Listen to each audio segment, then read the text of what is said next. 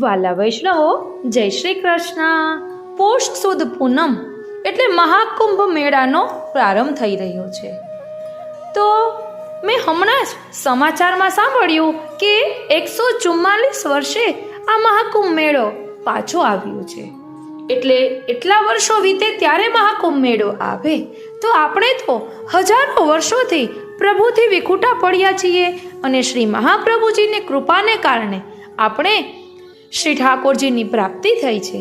કારણ કે શ્રી મહાપ્રભુજીએ દેવી જીવોનો ઉદ્ધાર કરવા માટે 3 વખત પૃથ્વી પરિક્રમા કરી. તો શ્રી મહાપ્રભુજીના ચરણારવિંદમાં બિરાજમાન આ કુંભ ચિહ્ન શું સૂચવે છે? આ કુંભ છે ને એ અમૃત કુંભ છે.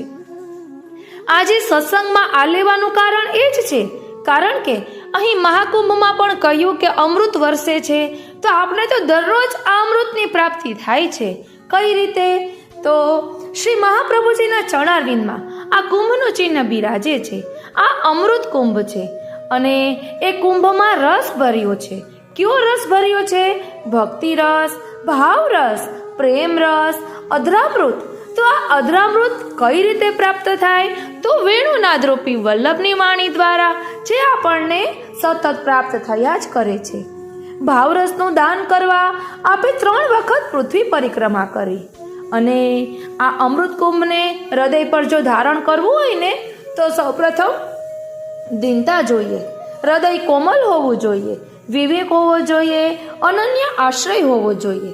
એટલે શ્રી મહાપ્રભુજીના ચરણારવિંદનો દ્રઢ આશ્રય હોવો જોઈએ.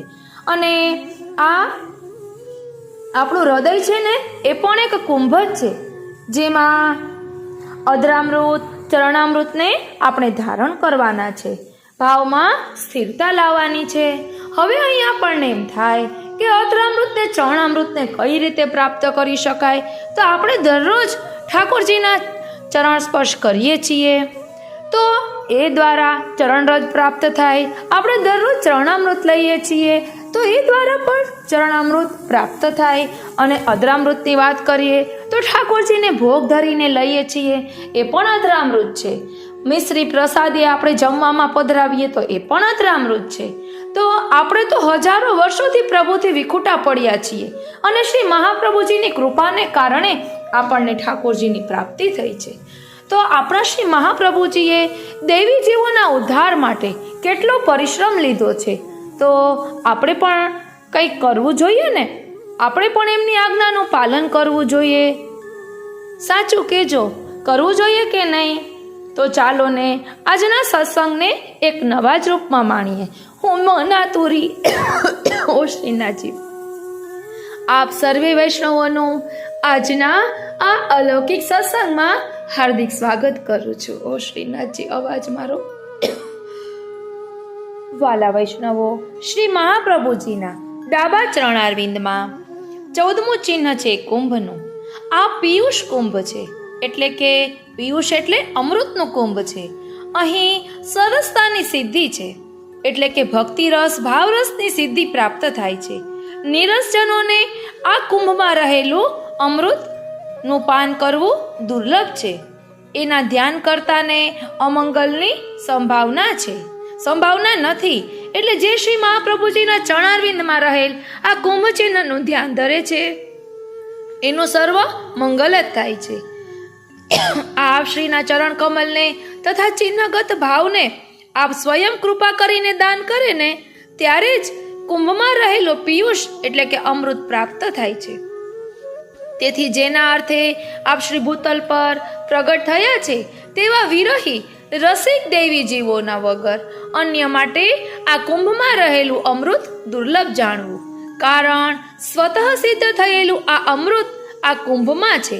તેથી અન્ય જીવનો આપના ચરણ કમલની નિકટતાનો પણ સંભવ નથી. તો પિયુષપાન તો કેવી રીતે થાય? નીચજનોને તો વચનામૃતથી પૂરિત કરે છે તેમ કહીને સુધાદાન કરે છે. જેને અધરામૃતનું પાન કરાવવું છે તેને જ પોતાની નિગૂઢતમ વાણીના અર્થની સ્ફુરણા થાય છે.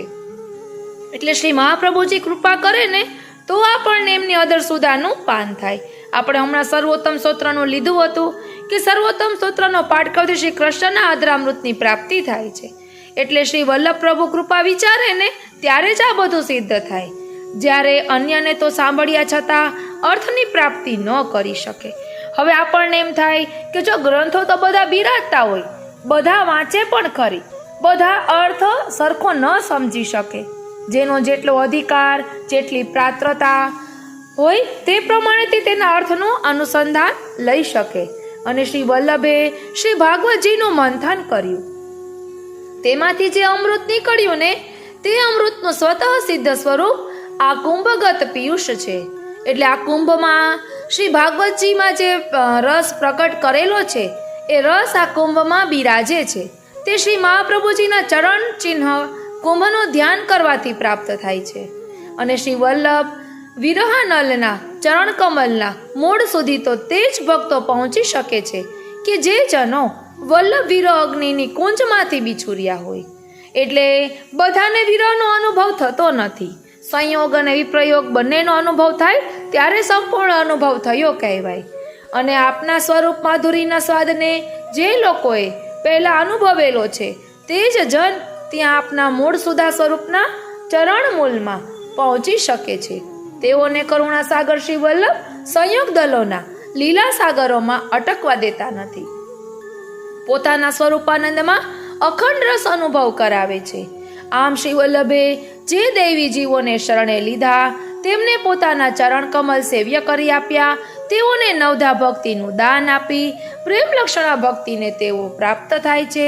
કુંભની અંદર મહારસ પિયુષ ભરીને પાન કરાવી કુંભનો દ્રઢ આશ્રય કરાવી જીવોના અંગે અંગને પુષ્ટિ રસમયમાં તરબોળ કરી ભક્તો ઉપર શ્રી વલ્લભે કૃપા જ કરી છે. બોલો શ્રી વલ્લભાધીશ કી જય. વાલા વૈષ્ણવો, અહીં પ્રયાગરાજની વાત આવીને મહાકુંભ મેળામાં એટલે તરત જ મને એક પ્રસંગ યાદ આવ્યો કે જેમાં સ્વયં શ્રી ઠાકોરજી વાત કરે છે. એટલે શ્રી ઠાકોરજીએ પ્રયાગરાજને તીર્થોના રાજા કહ્યા છે. એટલે સર્વ તીર્થોમાં શ્રેષ્ઠ તીર્થ પ્રયાગરાજને કહ્યું છે. એટલે એક વખત બધા તીર્થો પ્રયાગરાજ પાસે જાય છે. મને આખો પ્રસંગ સુંદર રીતે યાદ નથી તો વ્રજ જતું નથી તેમાં. એટલે પ્રયાગરાજને દુઃખ લાગે છે કે બધા તીર્થો મારી પાસે આવ્યા, મારી સરાહના કરી, મારા વખાણ કર્યા, પરંતુ વ્રજ આવ્યું નહીં. એટલે પ્રયાગરાજ ફરિયાદ લઈને શ્રી ઠાકોરજી પાસે જાય છે અને કહે છે કે બધા તીર્થો મારી પાસે આવ્યા, હું તીર્થોનો રાજા છું, આપે મને તીર્થોનો રાજા કહ્યો છે, તો પછી આ વ્રજ મારી પાસે કેમ ન આવ્યું? ત્યારે સ્વયં શ્રી ઠાકોરજી એમ કહે છે કે મેં તમને તીર્થોના રાજા બનાવ્યા છે, મારા ઘરના રાજા નહીં. એટલે વ્રજ છે એ શ્રી ઠાકોરજીનું ઘર છે, સાક્ષાત ગોલોકધામ છે જે વ્રજ પર ઉતરી આવ્યું છે. એટલે આપણે કોઈ તીર્થોનો આશ્રય કરવાની વાત આવતી જ નથી. આપણે એવું કંઈ જ જરૂર નથી કે મહાકુંભ મેળામાં સ્નાન કરવા જઈએ તો જ બધું પ્રાપ્ત થાય. એ તો બધો મર્યાદા ભાવ છે. એટલે જ આપણે અલૌકિકમાં પુષ્ટિ ભાવ તરીકે આપણે કુંભ ચિહ્નનો ભાવ સમજી રહ્યા છીએ. તેમાં ભરેલા અમૃતનો પાન આપણે કરવાનું છે. આપણે તો આ 144 વર્ષે મહાકુંભ મેળો આવ્યો છે, આપણે તો દરરોજ આ અમૃતની પ્રાપ્તિ થાય છે. કઈ રીતે? તો વેણુનાથ રૂપી વલ્લભની વાણી છે. કારણ કે દેવી જીવોનો ઉદ્ધાર કરવા શ્રી વલ્લભ પ્રભુએ પોતાના વલ્લભ વંશજોને પ્રકટ કર્યા છે. એમના દ્વારા આપણને દરરોજને માટે નવું ભાવ સમજવા મળે છે.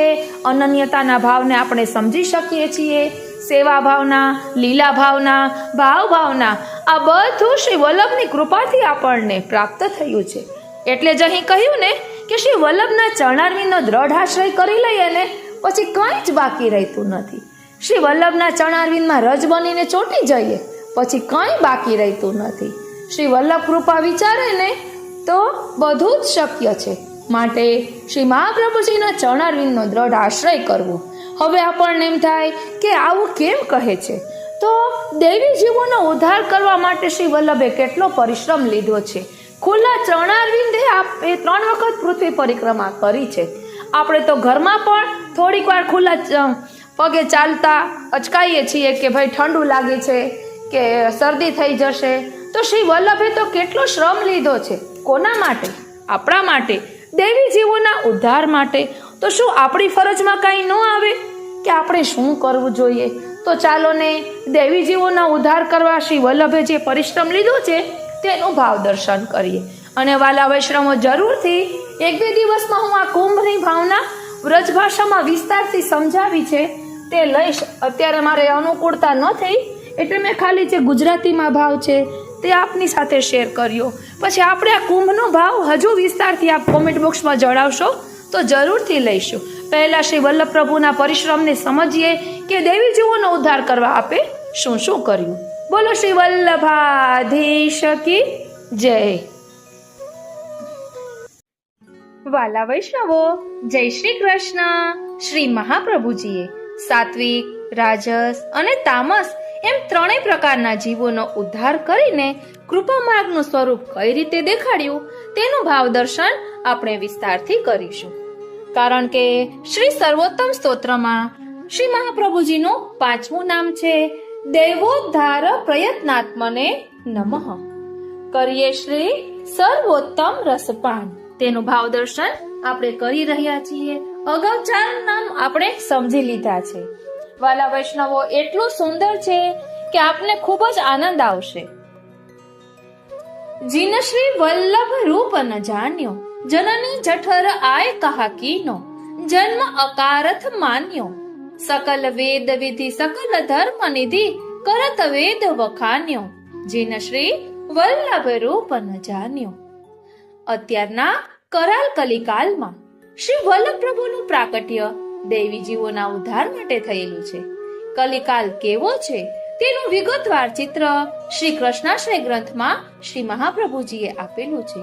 જે ગ્રંથ દરેક વૈષ્ણવે યાદ રાખીને નિત્ય તેના પાઠ કરવાથી દીનતા અને શ્રી કૃષ્ણની શરણાગતિ પ્રાપ્ત થતા કલિકાલ વૈષ્ણવને જરા પણ હાનિ પહોંચાડી શકતો નથી. ફક્ત કૃષ્ણ એવો ગતિર્મમ રટ્યા કરવાથી શ્રી મહાપ્રભુજી જીવનો ઉદ્ધાર કરી શ્રી કૃષ્ણનો આશ્રય અપાવે છે. કૃષ્ણ એવો ગતિર્મમને આત્મબટલ પર ધારણ કરવાનું છે, ફક્ત પોપટની જેમ બોલવાનું નથી. પ્રભુ પર દ્રઢ વિશ્વાસ રાખવાનો છે. આવા દિવ્ય અલૌકિક શ્રી મહાપ્રભુજીના સ્વરૂપને કલિકાલના અજ્ઞાન રૂપી ઘોર અંધકારમાં જાણી લઈને જ્ઞાનરૂપ પ્રકાશ તરફ જેણે ગતિ કરી નથી, તેણે માતાના ઉદરમાં રહી દેહધારી બનીને જગતમાં જન્મ લીધા પછી પોતાનો જન્મ ગુમાવ્યો છે.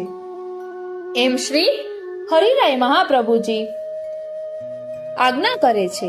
તે જ પુંજ સમા શ્રી વલ્લભના સ્વરૂપને જાણવાને બદલે ઘુવડની પેઠે આંખો મીચી સૂર્યના અસ્તિત્વનો સ્વીકાર ન કરનાર જીવ શ્રી વલ્લભના સાચા સ્વરૂપને કેવી રીતે જાણી શકે?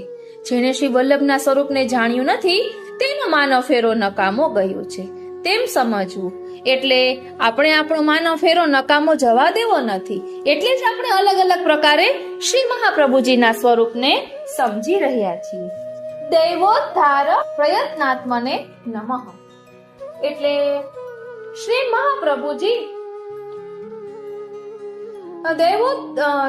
મહાપ્રભુજી શ્રી આચાર્યજી દૈવી જીવોના ઉદ્ધાર માટે નિરંતર પ્રયત્નશીલ છે.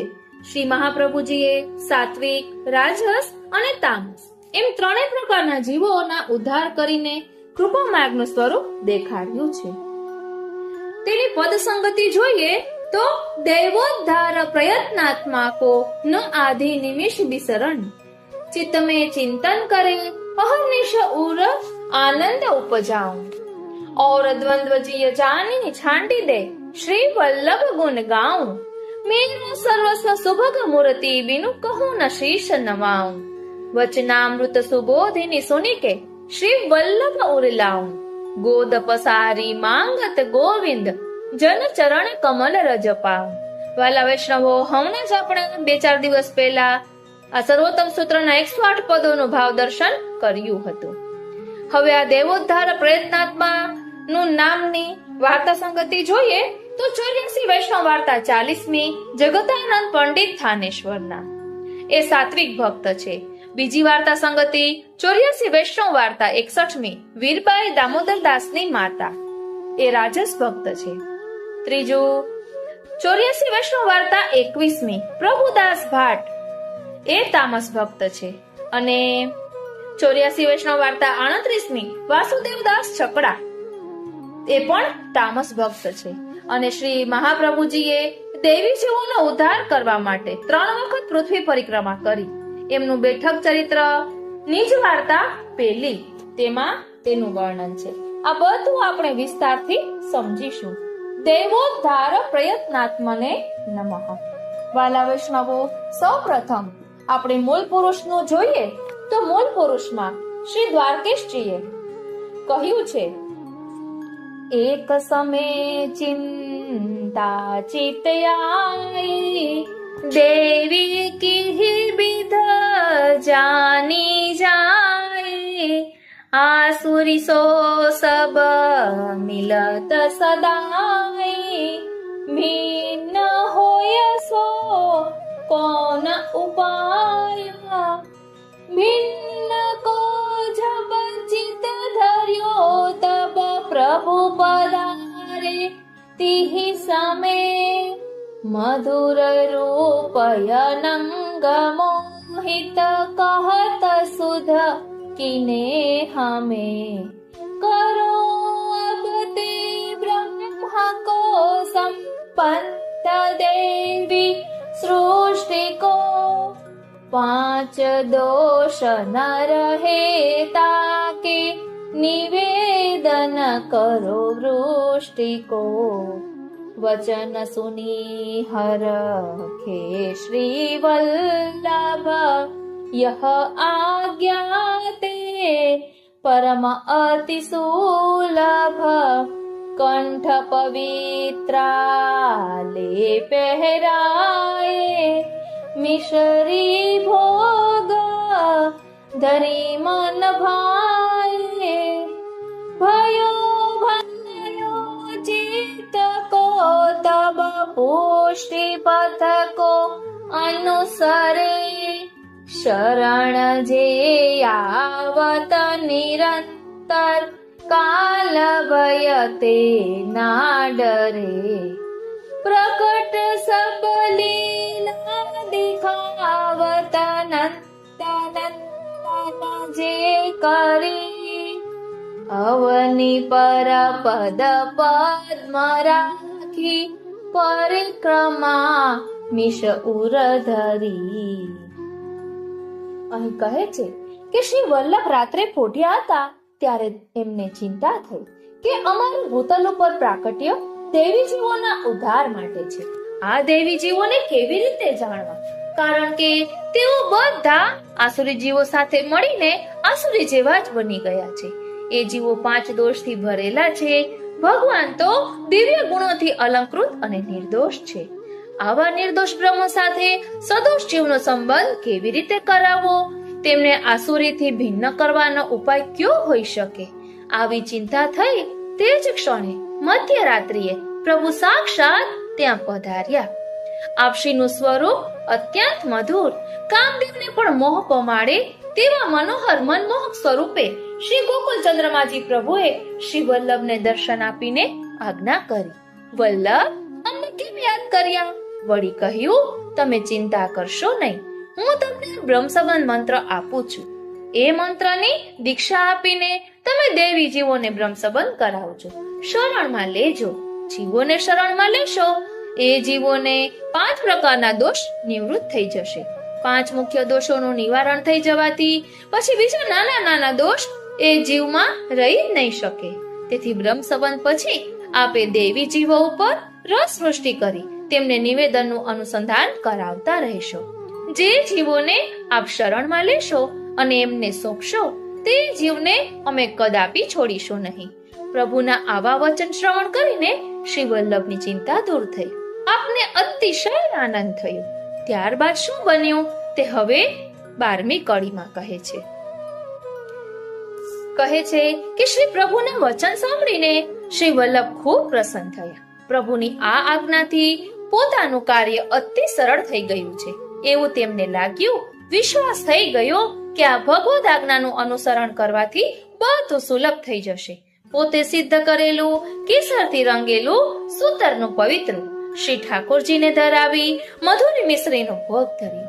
પ્રભુ અંતર ધ્યાન થયા. શ્રાવણ સુદ એકાદશીની મધ્યરાત્રિએ આ આજ્ઞા થઈ. શ્રી મહાપ્રભુજીએ શ્રાવણ સુદ 12ના દિવસે સવારમાં શ્રી દામોદરદાસ હરસાણીજીને પ્રથમ બ્રહ્મ સંબંધ કરાવ્યું. શ્રી ઠાકોરજીની આજ્ઞા પ્રમાણે મંત્ર દીક્ષા આપીને પુષ્ટિ માર્ગની સ્થાપના કરી.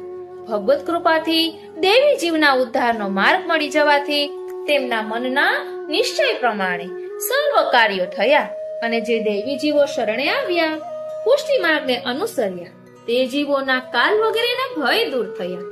પોતાના ઉદ્ધારની તેમને ચિંતા ન રહી. શ્રી વલ્લભે શરણે આવેલા જીવોને શ્રી પ્રભુની સેવાનો સરળ માર્ગ બતાવ્યો. સારસ્વત કલ્પમાં નંદનંદન શ્રી કૃષ્ણ પ્રભુએ કરેલી લીલાઓના સાક્ષાત દર્શન કરાવ્યા. બધી લીલાઓ પ્રકટ કરી. ત્યારબાદ શ્રી વલ્લભ ભારત પરિક્રમા માટે પધાર્યા. એ મિશે પૃથ્વી ઉપર પોતાના ચરણ કમલ પધરાવી પૃથ્વીનો ઉદ્ધાર કર્યો. આ બે કડીમાં વર્ણવેલો પ્રસંગ શ્રી દ્વારકેશજી મહારાજ પોતાના આ પદમાં પણ વર્ણવે છે.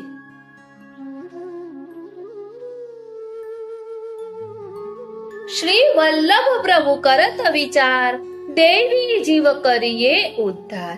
સંગ દોષ લાગ્યો નિર્ધાર, અબ કહી વિધિ ઈચ્છા કો નિસ્તાર. તત છીન પ્રગટ કૃષ્ણ અવતાર, મુખ તે વચન કરત ઉચ્ચાર. સબ અબ તે કરો બ્રહ્મ સંબંધ, પંચ દોષ કો રહે ન ગંધ. વચન સુનત મન હરખ બઢાઈ, અર્પી પવિત્રા ભોગ ધરાઈ. તબ તે સેવા રીત બતાઈ, પ્રભુ પ્રસાદ ફલ પરમ કહાઈ. પુષ્ટિ ભજન રસ રીત દિખાઈ, નિજ જન યહ તજ અનત ન જાય. ભવ જલ નિધિ તે લીએ તરાઈ, સેતુ બંધ જો પાજ બંધાઈ. શ્રી વલ્લભ શ્રી વિઠ્ઠલ રાય, દ્વારકેશ અનુચર પદ આઈ. પ્રથમ ભારત પરિક્રમા પૂર્ણ કર્યા પછી બીજી પરિક્રમા દરમિયાન શ્રી વલ્લભ ફરીથી પંઢરપુર પધાર્યા. ત્યારે શ્રી વિઠ્ઠલનાથજીએ પ્રભુને કરેલી આજ્ઞા અનુસાર લગ્ન કરી ગૃહસ્થાશ્રમમાં પ્રવેશ કર્યો. આ રીતે દેવી જીવોના ઉદ્ધાર કરવા માટે શ્રી વલ્લભ પ્રભુએ 3 વખત પૃથ્વી પરિક્રમા કરી. એટલે મૂળ પુરુષનો આધાર લઈને આપણે આ ભાવને સમજ્યા. હવે આપણે શ્રી ગોકુલેશજી પ્રણીત વ્રજભાષાની ટીકાને સમજવાનો પ્રયાસ કરીએ, કારણ કે અલગ અલગ પ્રકારે અહીં આપણને સમજવા મળશે. દેવોદ્ધાર પ્રયત્નાત્મને નમઃ. દેવી જીવોનો ઉદ્ધાર કરવામાં તત્પર શ્રી આચાર્યજી છે. ચિત્ર પરિચય. દેવી જીવોના ઉદ્ધાર નિમિત્તે શ્રી આચાર્યજીનું પૃથ્વી પરિક્રમા માટે પ્રસ્થાન. આગળ થંબનેલમાં જે ચિત્રજી છે તેની અહીં સંગતિ બતાવેલી છે. પદ. દેવોદ્ધાર પ્રયત્નાત્મ હૈ ભારી, તીન બેર પરિક્રમા કરકે શરણ લીએ નર નારી. કિયો ખંડન માયા મતકો પુષ્ટિ પંથ વિસ્તારી. લાલદાસ કરુ અણુભાષ્ય સુબોધિની બરસત સુધાવારી. દૈવોદ્ધાર પ્રયત્નાત્મને નમઃ. દૈવોદ્ધાર પ્રયત્નાત્મા એ નામનો શ્રી ગોકુલેશની વ્યાખ્યા સહિત અર્થ કહે છે કે દેવી જીવો લાંબા કાળથી શ્રી ઠાકોરજીથી અલગ પડી ગયા હતા. તેઓના ઉદ્ધાર માટે આપ શ્રી આચાર્યજી મહાપ્રભુજીએ અલૌકિક પ્રયત્ન કર્યો છે. તેના માટે પ્રથમ તો આપે પુષ્ટિ માર્ગ પ્રગટ કર્યો, ત્યાર પછી પુષ્ટિ માર્ગના ગ્રંથો પ્રગટ કર્યા અને તે પછી પુષ્ટિ માર્ગને રીતિથી નિવેદન કરાવીને આપ શ્રીએ દેવી જીવોને અંગીકાર કર્યા છે. અહીં દેવી જીવો 2 પ્રકારના છે. એક તો મર્યાદા માર્ગીય દેવી જીવો, તેમનો સાધન દ્વારા ઉદ્ધાર છે. આવા જીવો વેદ દ્વારા સાધન કરે તો તેમનો ઉદ્ધાર થાય. આવા બધા સાધનો વેદશાસ્ત્ર પુરાણ આદિમાં દર્શાવેલા છે, જેમ કે કર્મ માર્ગ, યોગ માર્ગ, ઉપાસના માર્ગ અને જ્ઞાન માર્ગ. આ 4 માર્ગો દ્વારા સાધન થઈ શકે છે. આવા મર્યાદા માર્ગીય જીવો માટે શ્રી મહાપ્રભુજીનું પ્રાકટ્ય નથી, કારણ કે આ માર્ગીય જીવો તે સાધનો દ્વારા ઉદ્ધાર મુક્તિ પામશે. બીજા પ્રકારના દેવી જીવો શુદ્ધ પુષ્ટિ માર્ગીય સૃષ્ટિ છે. તેમનો તો મર્યાદા માર્ગીય સાધનો વિના જ ઉદ્ધાર થશે, કારણ કે એમનાથી મર્યાદા માર્ગીય સાધનો બની શકે નહીં. કારણ કે પુષ્ટિ જીવો તો સાક્ષાત પૂર્ણ પુરુષોત્તમના અંગ સંબંધી છે. તે સ્વયં શ્રી આચાર્ય ચરણે પુષ્ટિ પ્રવાહ મર્યાદા ભેદ નામના ગ્રંથમાં કહ્યું છે, વચસા દેવો માર્ગાહી પુષ્ટિ કાયન નિશ્ચય. અર્થાત આવા પુષ્ટિ માર્ગીય દેવી જીવોને અલૌકિક સેવા સંબંધી સાધનો તો ફલરૂપ સાધનો છે. એ વેદ પુરાણોમાં પ્રસિદ્ધ નથી. તેથી પૂર્ણ પુષ્ટિ માર્ગની રીતિ કોઈ જાણતું નથી. આથી શ્રી મહાપ્રભુજીનું પ્રાકટ્ય ન થયું હોત તો દૈવી જીવોનો ઉદ્ધાર જ ન થાય, અને દૈવી જીવોનો ઉદ્ધાર ન થાત તો પુષ્ટિ માર્ગીય ફલની પ્રાપ્તિ ન થાત. આથી પુષ્ટિ માર્ગીય દૈવી જીવોના ઉદ્ધાર માટે અને ફળનું દાન કરવા માટે શ્રી મહાપ્રભુજીનું ભૂતલમાં પ્રાકટ્ય થયું છે. આપે પ્રકટ થઈને પુષ્ટિ માર્ગીય રીતિ અને પુષ્ટિ માર્ગીય સેવા, ભજન સ્મરણ આદિનું નિરૂપણ કર્યું છે. આના માટે આપે અલૌકિક પ્રયત્નો કર્યા છે. આથી શ્રી ગુસાઈજીએ આ દેવોદ્ધાર પ્રયત્નાત્મા નામથી આપને નમસ્કાર કર્યા છે. આપણે પણ નમન કરીએ.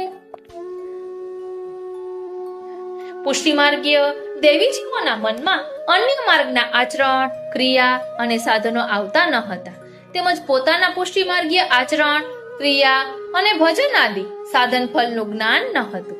તેથી શ્રી મહાપ્રભુજીના પ્રાકટ્ય પહેલા પુષ્ટિ માર્ગીય જીવોને પોતાના ઉદ્ધાર માટેની ચિંતા, આરતી બહુ હતી.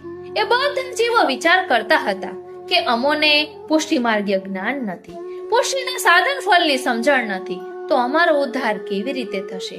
આ અત્યંત ચિંતા અને આરતીને વિચારીને આવા દેવી જીવોના ઉદ્ધાર માટે અંતઃકરણ પૂર્વક પ્રયત્નશીલ શ્રી મહાપ્રભુજી પ્રકટ થયા.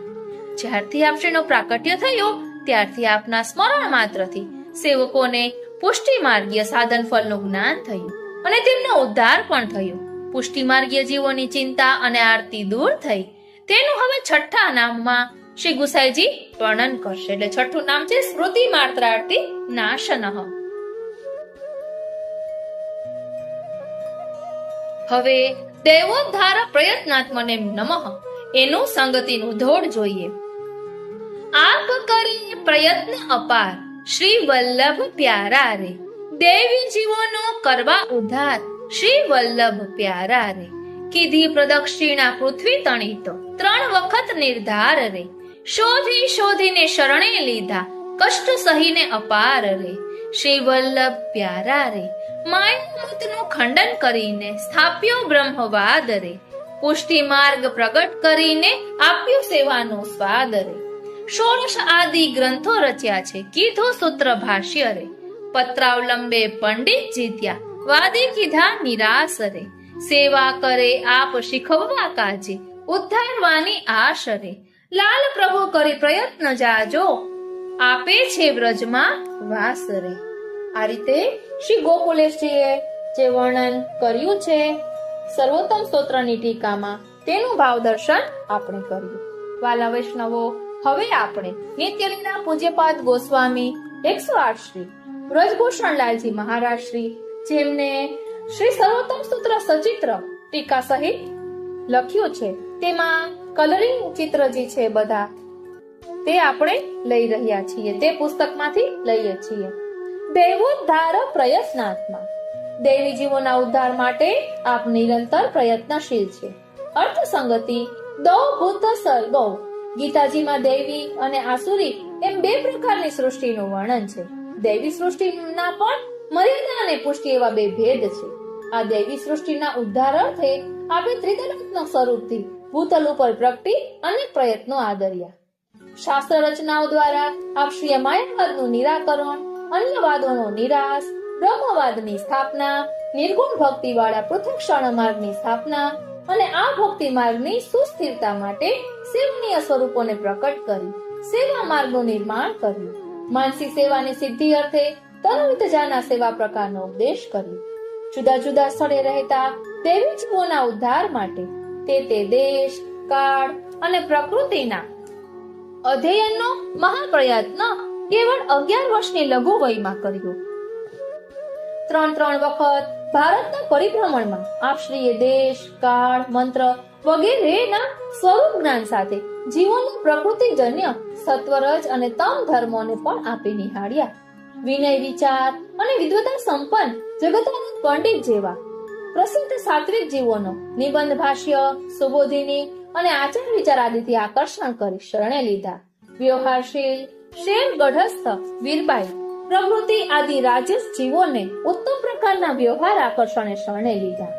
પ્રભુદાસ ભાટ અને વાસુદેવદાસ છકડા આદિ તમોગુણ ભરિત મૂઢ અને અહંકારી જીવોને ચમત્કાર દ્વારા શરણે લીધા. આપે ત્રણેય પ્રકારના જીવોનો ઉદ્ધાર કરીને કૃપા માર્ગનું સ્વરૂપ દેખાડ્યું. ગુણોની પ્રકૃતિ બદલ્યા વિના જ જીવ ભગવાનને શરણે રહે એ જ કૃપા માર્ગનો સિદ્ધાંત છે.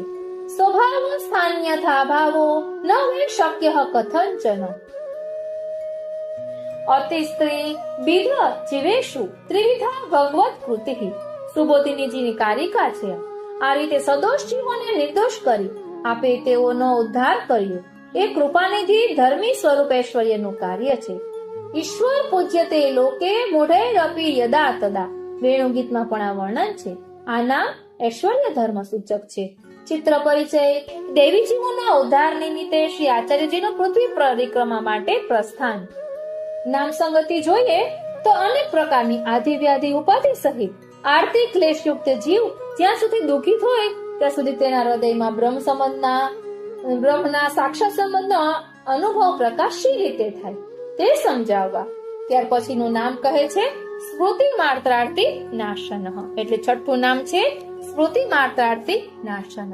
વાલા વૈષ્ણવો, હજી આપણે સમજવાનું છે કે હજારો વર્ષોથી વિકુટા પડેલા દેવી જીવો પાછા શ્રી પ્રભુની નિકુંજમાં આદિદેવિક સેવામાં શ્રી યમુનાજી થકી નહીં પહોંચ્યા. તેની શ્રી સ્વામિનીજીએ કૃપા દ્વારા તીવ્ર યાદ કરી લીલામાં પાછા તે જીવોને લાવવા માટે શ્રી વલ્લભ પ્રભુએ રાસલીલા જેવા અનેક સુખો છોડી ભૂતલ પર પ્રકટ થઈ ખૂબ શ્રમ લઈ કેવલ દેવી જીવોના ઉદ્ધાર માટે જ પુષ્ટિ માર્ગ સ્થાપ્યો. કૃપા એટલે કે અનુગ્રહના અર્થે સેવા માર્ગ પ્રગટ કરી બ્રહ્મ સંબંધ મંત્ર દ્વારા જીવનું ગણાતું સર્વે પ્રભુને અર્પણ કરાવી અહંતા અને મમતાનો સંબંધ પ્રભુ સાથે જોડાવી જીવોને નિરાવરણ કરી સમર્પિત જીવન જીવવાની તથા અનન્ય ભક્તિ કરવા અન્યશ્રય ત્યજી ભગવદ આસક્તિ સહ સેવા સ્મરણ ગુણગાન ધ્યાન મનન ચિંતન વગેરે દ્વારા ભક્તોના ચિત્તનો નિરોધ પ્રભુમાં કરાવવાનો પ્રયત્ન કર્યો. શ્રીનાથજી પ્રયત્ન કર્યો જીવોનો ઉદ્ધાર પુષ્ટિ રીતિથી એટલે કે સામે ચાલીને દૈવી જીવોને ખોડીને એટલે કે શોધીને અંગીકાર કરી નિત્ય લીલામાં પ્રભુ પાસે પહોંચાડ્યા. વલ્લભ પ્રભુની આસુદ્યામો લીલા બાદ વલ્લભકુલ પરિવારના બાળકો પાસેથી ગદ્ય મૂત્ર સહિત બ્રહ્મ સંબંધ પ્રાપ્ત કર્યા પછી પણ જીવોને સત્સંગના અભાવે તથા મહાકલયુગના પ્રભાવે ઘરમાં શ્રી ઠાકોરજી પધરાવી સેવા કરવાને બદલે હવેલી મંદિરોમાં ગીર્દી જમાવતા થઈ ગયા. 8 સમામાંથી એકાદ સમૂહના દર્શન કરી વર્ષમાં એકાદ બે મનોરથો કરાવી પોતાના જીવનને ધન્ય માનવા વાળો બહુ મોટો સમુદાય થઈ ગયો. આવી મોટી સંખ્યાના સમુદાયનો દુરુપયોગ ધંધાદારી વક્તા આયોજકોએ શ્રીમદ ભાગવત સપ્તાહોના આયોજનો કરી અઢળક નાણાં ભગવત સ્વરૂપોના વેપારથી મેળવવાનું ચાલુ કર્યું.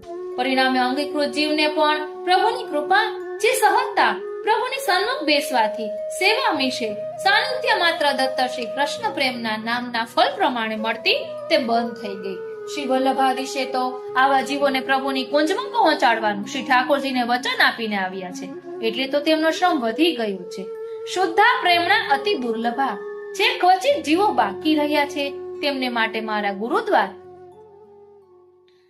શ્રી વ્રજરત્નલાલજી મહારાજ શ્રી ષષ્ઠ પીઠાધીશ્વર સુરતવાડાની મને હૃદયમાં પ્રેરણા થતા શ્રી વલ્લભાધીશના શ્રમની નિવૃત્તિ હેતુ આ નાનકડી પુસ્તિકામાં નાકની દાંડીએ ચાલ્યા જાવ ને પ્રભુ પ્રાપ્ત થઈ જાય તેવો ટૂંકો રસ્તો બતાવવાનો પ્રયાસ કરી શ્રી વલ્લભના દાન કરેલ મનોબળે પ્રભુ કૃપાથી થઈ રહ્યો છે. હજારોની સંખ્યામાં આ પ્રતો વિશ્વને ખૂણે ખૂણે પહોંચી ભગવદીઓની શ્રી વલ્લભ કૃપા સિંધુનો એક બિંદુ પણ પ્રાપ્ત થાય તેવો પ્રયાસ પ્રભુ કૃપા બળે થઈ રહ્યો છે.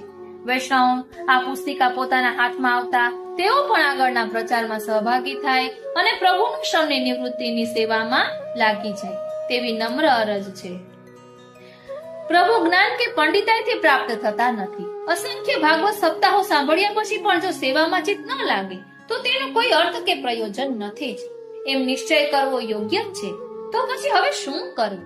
તેનો ઉપાય શ્રી વલ્લભ શરણ થકી સૌ પડે સહેલું તેમાં જ રહેલ હોવાથી તેના અનન્ય થઈશું એ માટે અસમર્પિત એટલે પ્રભુને આરોગ્યા વગર અન્ન આદિ ન ખાવા, તેમ જલ વગેરે પણ ન લેવા અને નિવેદિત પુષ્ટિ માર્ગની પ્રણાલિકામાં જીવનાર વૈષ્ણવનો અહર્નિશ સંગ કરવા સાથે ભગવદ ભાવ પોષક ગ્રંથોની અહર્નિશ મનન કરે તો સ્વતંત્ર ભક્તિના પ્રમેય બળથી પ્રભુ સર્વ સિદ્ધ કરી જ દેશે.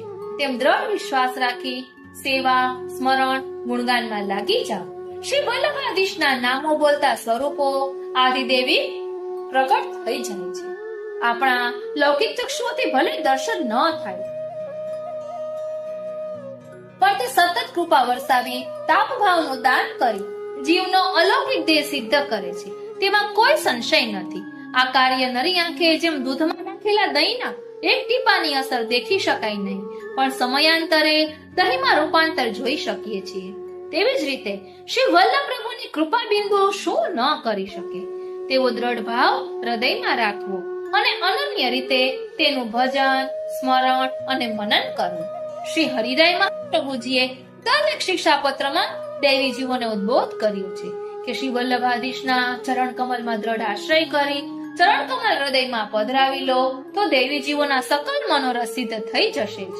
ભક્તોનો મનોરથ પ્રભુના તત્સુખાત્મક સેવા ઉપયોગી અલૌકિક આદિદૈવિક દેહ સિવાય શું હોઈ શકે? ચરણ કમલમાં એવું તો શું છે કે સહજતાથી બધું પ્રાપ્ત થઈ જાય? તો સાંભળો, શ્રી વલ્લભે પોતાના બંને ચરણારવિંદમાં ભક્તોના અલૌકિક કાર્યો સિદ્ધ કરવા માટે જુદા જુદા ચિહ્નો ધારણ કરેલા છે, જેની કુલ સંખ્યા 15 છે. તેના રહસ્યો આપણે અગાઉ સમજી ચૂક્યા છીએ, જેથી ભગવદીઓ ચરણ કમલ ચિહ્નના મહાત્મ્ય જ્ઞાનને પ્રાપ્ત કરતા પ્રભુના ચરણારવિંદમાં પ્રીતિ તથા ચરણ કમલ હૃદયમાં ધારણ કરશે. આવા હૃદયમાં જ્યારે સર્વોત્તમ વલ્લભાષ્ટક તથા સપ્તશ્લોકીના સતત પાઠ થશે ત્યારે શું થશે તે વિગતવાર સમજીએ. ઓ શ્રીનાથજી, શ્રી મહાપ્રભુજીના ચરણ કમલમાં અનન્યતા રાખી અન્યશ્રીના ત્યાગ પૂર્વક શ્રી વલ્લભના નામ, રૂપ અને ગુણ તેનું નિત્ય ખૂબ જ ભાવથી સ્મરણ કરવામાં આવે તો શ્રી વલ્લભ નામ રૂપી સૂર્યનો હૃદયમાં ઉદય થાય છે. ત્યારે ભગવત પ્રાપ્તિમાં સમસ્ત પ્રતિબંધ તથા અજ્ઞાન રૂપી અંધકાર દૂર કરી દે છે. આથી દૈવી જીવો નિરાવરણ થઈ જાય છે. તેઓને પોતાના આદિદૈવિક સ્વરૂપનું જ્ઞાન થાય છે. ત્યારે જ તેને ભાન થાય છે કે મારા સર્વસ્વ પ્રભુ છે અને ત્યારે જ પ્રભુ પ્રાપ્તિની તાપાગ્નિ પ્રગટ થાય છે. યુગલ સ્વરૂપની પ્રણય લીલાઓના શ્રવણની ઈચ્છા કરે છે. પ્રભુના સ્વરૂપમાં તથા લીલામાં તેનું મન મોહિત થાય છે. સમર્ષિત ભક્તોની સંગની ઈચ્છા કરે છે. યુગલના લીલા વિહારમાં તેને શ્રવણમાં મન લોભાયમાન થાય છે. પ્રભુની લોકવિધ વિરુદ્ધ લીલા, માખણ ચોરી, પનઘટ લીલા, દાન લીલા, વસ્ત્રહરણ લીલા વગેરે લીલાઓમાં ખૂબ જ રુચિ થવા લાગી છે. કેમ કે નિરાવરણ થયા પછી દૈવી જીવ પ્રભુની સેવા, સ્મરણ અને ગુણગાનમાં ડૂબેલો રહે છે અને લીલાઓનું શ્રવણ ખૂબ જ રુચિપૂર્વક કરે છે. જ્યાં કાલ અને માયાનો ભય નથી કે કાલ અને માયાના ધર્મનો જ્યાં પ્રવેશ નથી, એવું નિર્ભય સ્થાન તો પ્રભુનું લીલાધામ છે. આવા લીલાધામ શ્રી વલ્લભના નામ સ્મરણ કરવા વાળાના હૃદયમાં પ્રગટ થઈ જાય છે અને અખંડ આનંદનો અનુભવ પ્રભુના સ્વરૂપથી કરે છે. નિત્ય લીલાધામમાં પ્રેમની બે અવસ્થા સર્વોત્કર્ષ છે, એક ધર્મી સંયોગાત્મક અને બીજી ધર્મી વિપ્રયોગાત્મક. આ બે અવસ્થા વાળા ભક્તોમાં ભાવાત્મક સ્વરૂપની સ્થાયી સ્થિતિ છે. ધર્મી સંયોગમાં લીલા સહિત સ્વરૂપ અનુભવ છે અને ધર્મી વિપ્રયોગમાં કેવળ સ્વરૂપનો અનુભવ છે. આનું દાન કરવા માટે શ્રી વલ્લભ પ્રભુ ભૂતલ પર પ્રગટ થયા છે. તેમના ગુણગાનથી શ્રી વલ્લભ પ્રભુની પ્રસન્નતા થાય છે અને તેમની પ્રસન્નતાથી જ આપશ્રીના દુર્લભ ચરણ કમલની પ્રાપ્તિ થાય છે. આ પ્રકારે દક્ષિણ ચરણના 7 અને વામ ચરણના 8 ચિહ્નોને ધારણ કરી મનન અને નમન વારંવાર કરવું આપણે પણ કરીએ છીએ. તેમજ આ ચિહ્નોનું કીર્તન કરવું, તેમાંથી મહાત્મ્ય પૂર્વક સુદ્રઢ સ્નેહ થશે અને મહાત્મ્ય ભાવની દ્રઢતાથી આપમાં અનન્ય પતિવ્રત ભાવ સિદ્ધ થાય છે. ત્યારે જ આપશ્રીનું અદય સ્વરૂપની સંદેહ પ્રાપ્ત થશે જ. કેમ કે આપ પતિવ્રતાના પતિ છે, તેથી પતિ ભાવથી સદા પોતાના ચરણ કમલથી નિકટ રાખી પોતાનો નિરવધિ રસાનુભવ કરાવશે. ચરણ કમલ ભક્તના પક્ષપાતી છે. સમગ્ર પ્રતિબંધ નિવૃત્ત કરી શ્રી વલ્લભ પ્રભુમાં નિર્હેતુક ભક્તિભાવનું દાન કરે છે. તેથી પુરુષાર્થની અવધિરૂપ આપશ્રીના દુર્લભ યુગલ ચરણ કમલના ચિહ્નોની ભાવનાનો વલ્લભ્યો સદા આશ્રય કરો.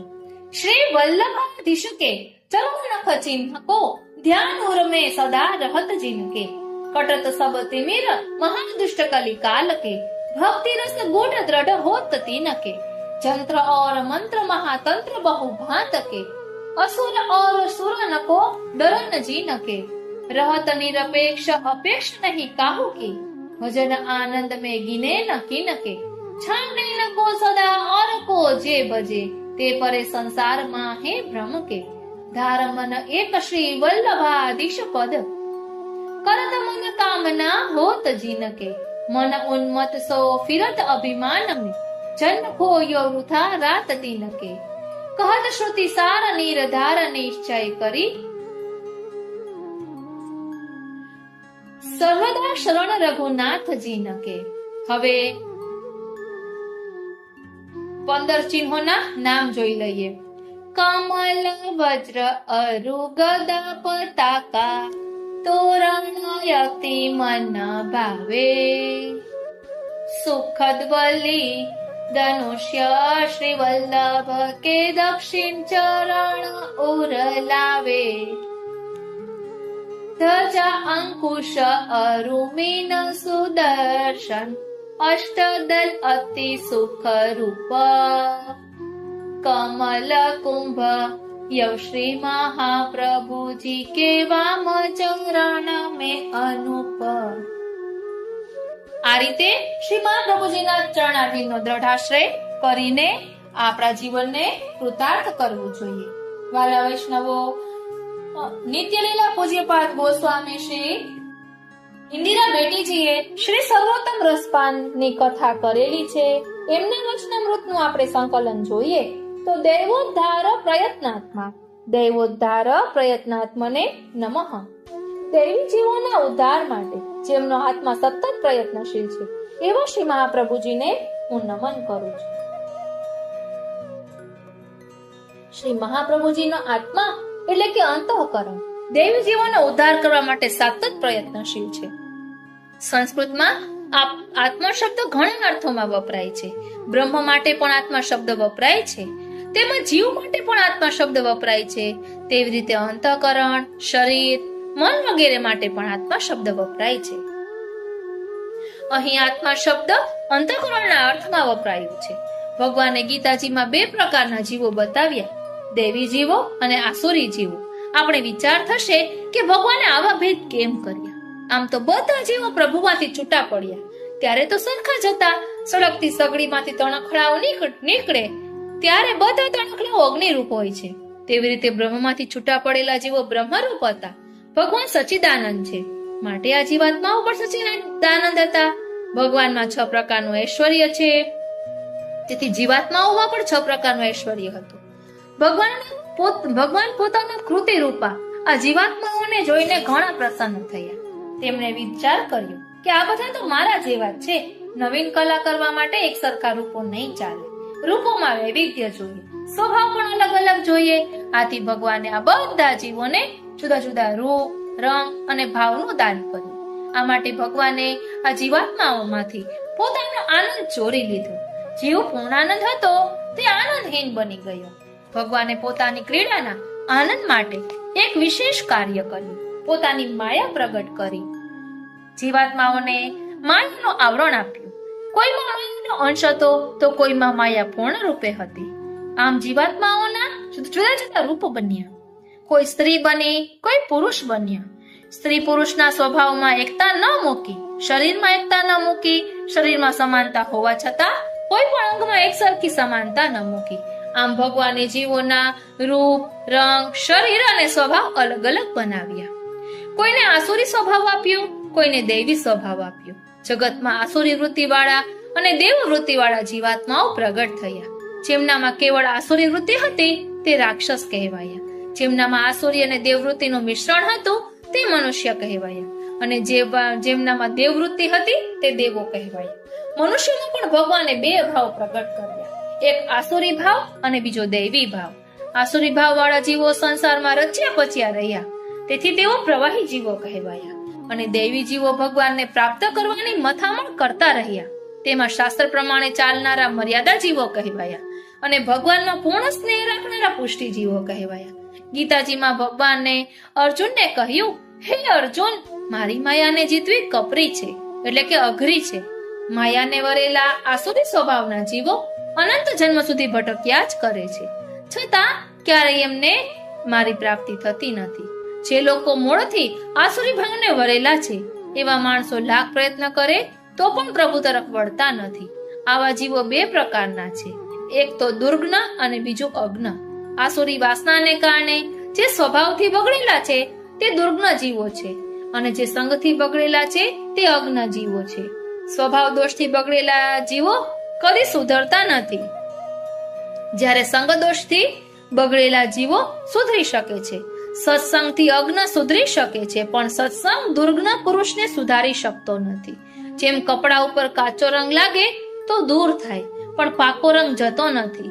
સુરદાસજી કહે છે, ખલ પુરુષની કાળી કામળ અને બીજો રંગ ચડતો નથી. આવા દુર્ગ્ન પુરુષ માટે ભગવાને અવતાર લીધો નથી. તેનો ઉદ્ધાર કરવા કોઈ આચાર્યનું અવતરણ થયું નથી. કોઈ મહાપુરુષોએ તેમને ઉપદેશ આપ્યો નથી. સંસર્ગ દોષથી બગડેલો અગ્નજીવ સુધરી શકે છે. તેને સુધારવા માટે આચાર્યોએ પરિશ્રમ કર્યો છે. શ્રી મહાપ્રભુજીનું પ્રાકટ્ય દૈવી જીવો માટે છે. આપણે આગળ જોઈ ગયા કે દૈવી જીવો બે પ્રકારના છે, મર્યાદા અને પુષ્ટિ. આ બંને જીવોનો ઉદ્ધાર શ્રી મહાપ્રભુજીએ કર્યો છે. પ્રવાહી જીવોનું નિર્માણ પ્રભુના મનમાંથી થયું.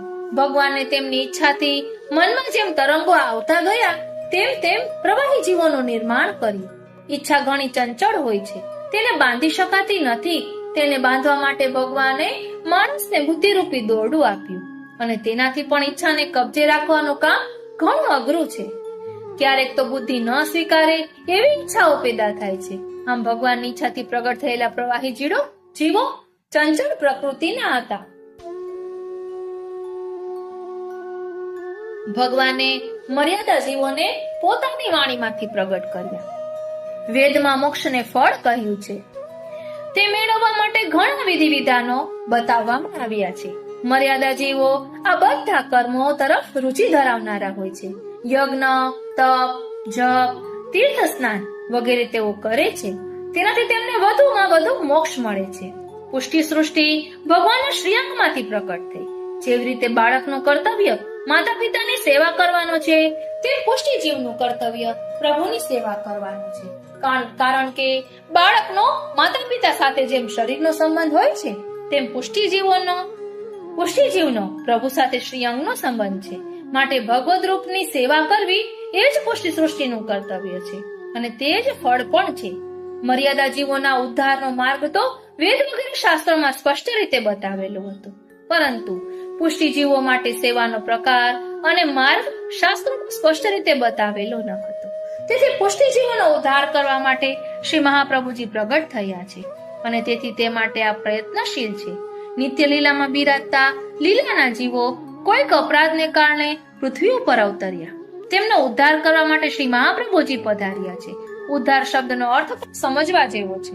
જ્યાં પતન થાય ત્યાં ઉદ્ધાર હોય. પડનાર માણસને ઉપર ખેંચો તેનું નામ ઉદ્ધાર. ઉપર રહેલાને ખેંચવાની જરૂર હોતી નથી. ઉપરથી નીચે પડવું એ ઉદ્ધાર માટે જરૂરી છે. દેવી જીવો નિત્ય લીલામાં આનંદનો અનુભવ કરનારા હતા. તેઓ ભૂતળમાં પછડાયા. તેમનું પતન થયું. એ પતન એટલું મોટું હતું કે તેઓ પોતાના પ્રાણનાથને પ્રભુને ભૂલી ગયા. તેને વર્તમાન સમય યાદ રહ્યો. તે પોતાનો ભૂતકાળ ભૂલી ગયો. પોતાના મૂળ સ્વરૂપને ભૂલી ગયો. એ મોટામાં મોટું પતન. પોતાના સ્વામી પ્રભુને ભૂલી ગયો. એ પણ એવું જ મોટું પતન. આ પતનમાંથી નિત્ય લીલાના જીવોનો શ્રી મહાપ્રભુજીએ ઉદ્ધાર કર્યો. એટલે કે આપણને બ્રહ્મ સંબંધ આપી આપણા પોતાના મૂળ સ્વરૂપને યાદ કરાવી. જે પ્રભુને ભૂલી ગયા હતા તે પ્રભુ સાથેનો સંબંધ ફરી જોડી આપ્યો. અંતઃકરણમાં પ્રભુના મિલન માટેનો તાપ ક્લેશ પ્રગટ કરી આપ્યો. આમ આપણામાં પ્રભુને પ્રાપ્ત કરવા માટેની ઝંખના પ્રગટ કરી. આનું નામ ઉદ્ધાર. આ રીતે શ્રી મહાપ્રભુજીએ દૈવી જીવોનો ઉદ્ધાર કર્યો. આપણામાં પ્રભુ પ્રાપ્તિની આરતી જાગે, પ્રભુનું સેવા સ્મરણ કરવાની ઈચ્છા જાગે, તો માનવું કે આપણો ઉદ્ધાર થયો છે. આ સ્મરણ ઉત્કટ અને તીવ્ર બનતા પ્રભુને મેળવવાની ઝંખના જાગે છે. તેને આરતી કહેવામાં આવે છે. આપણે આરતીના દર્શન કરીએ છીએ, પરંતુ હૃદયમાં આરતી જાગતી નથી. ઉનાળામાં બહુ તાપ પડે તો વાદળ બંધાય અને વરસાદ વરસે. એમ પ્રભુને મેળવવાનો અલૌકિક તાપ ભાવ શ્રી મહાપ્રભુજી આપણામાં જગાડે છે. પછી પ્રભુ કૃપા કરી આપણા પર વરસે છે. આમ શ્રી મહાપ્રભુજી પ્રભુ સાથે પુષ્ટિજીવોનો સાક્ષાત સંબંધ કરાવી આપે છે. આવા જીવો માટે શ્રી મહાપ્રભુજીએ અનહદ પ્રયત્નો કર્યા છે, ઘણો પરિશ્રમ કર્યો છે. પહેલો પરિશ્રમ એ કર્યો કે આપ નિત્ય લીલાનો નિત્ય આનંદ છોડી ભૂતળમાં પ્રગટ થઈને પધાર્યા. બીજો પરિશ્રમ એ કર્યો કે જીવોને સમજણ આપવા ઘણા ગ્રંથોની રચના કરી, શુદ્ધાદ્વૈત બ્રહ્મવાદ પ્રકટ કર્યો. ત્રીજો પરિશ્રમ એ કર્યો કે બ્રહ્મ સંબંધના મંત્ર પૃથ્વી ઉપર પ્રકટ કર્યો. ચોથો પરિશ્રમ એ કર્યો કે પોતાની સાથે શ્રીનાથજી બાવાને પણ પૃથ્વી ઉપર પ્રકટ કર્યા. પાંચમો પરિશ્રમ એ કર્યો કે સતત 3 વાર ભારત યાત્રા કરી, અનેક દેવી જીવોને શરણે લીધા. આવા અનેક પરિશ્રમ શ્રી મહાપ્રભુજીએ કર્યા. 10 વર્ષની કોમળ વયથી માતાની આજ્ઞા લઈ ભારત પરિક્રમા શરૂ કરી. આપ ખુલ્લા ચરણારવિંદે યાત્રા કરતા રહ્યા. આ યાત્રાથી શ્રી મહાપ્રભુજીને કોઈ પુણ્ય મેળવવાનું ન હતું. તીર્થયાત્રા તો એક બહાનું હતું. એ બહાને જ્યાં જ્યાં દેવી જીવો વસતા હતા ત્યાં ત્યાં પધારી તેમનો ઉદ્ધાર કર્યો. આપ હિમાલય સુધી પધાર્યા. આપે કેવળ એક ધોતી ઉપરનો ધારણ કર્યું. આપણે શ્રી વલ્લભના પરિશ્રમનો વિચાર કરીએ ને તો આપણું મન ગદગદ થાય છે. આપણી ભારત યાત્રા ધર્મ જાગૃતિનું બહુ મોટું સાધન હતી. ધર્મ અને સંસ્કૃતિનો ફેલાવો મંદિરમાં કે મઠમાં બેસીને થઈ શકતો નથી. તે માટે જન્મ સુધી પહોંચવા ગલીએ ગલીએ ફરવું પડે છે. આજે પણ બદ્રિકાશ્રમની યાત્રા ઘણી કઠિન કહેવાય છે. શ્રી મહાપ્રભુજીએ 3 વખત એ યાત્રા કરી હતી. જગદાનંદ જેવા વિદ્વાન બ્રાહ્મણોનો આપે ઉદ્ધાર કર્યો. તેમના માટે 16 ગ્રંથ, સુબોધિની, નિબંધ વગેરેની રચના કરી. આવા સાત્વિક જીવોનો આપે આ રીતે ઉદ્ધાર કર્યો. જે તામસ જીવો હતા તેમને ચમત્કાર બતાવીને પોતાના શરણે લીધા અને તેમનો ઉદ્ધાર કર્યો. રાજસ જીવોને સેવાની પ્રવૃત્તિનું દાન કરી તેમનો ઉદ્ધાર કર્યો. જીવ સાત્વિક, રાજસ કે તામસ ગમે તેવો હોય પણ કલયુગમાં પ્રભુના ચરણની શરણાગતિ સિવાય તેના ઉદ્ધારનો બીજો કોઈ ઈલાજ નથી. શ્રી મહાપ્રભુજીએ આ જીવોને શરણાગતિનો અર્થ શીખવાડ્યો કે પોતાનું બધું જ પ્રભુને સોંપી દઈ પ્રભુમય બની જાઓ. એક માણસ હતો, સમુદ્રના કિનારે ઉભો હતો અને સમુદ્રના તરંગોથી ડરતો હતો. બીજા ડાયા માણસે કહ્યું, તરંગો તને ડરાવી રહ્યા છે કારણ કે તું તરંગોથી દૂર છે. તું પાણીમાં તરંગો પાસે પહોંચી જા, તરંગમય બની જા, પછી તરંગોનો ડર નહીં લાગે. શરણાગતિમાં પણ આવું જ છે.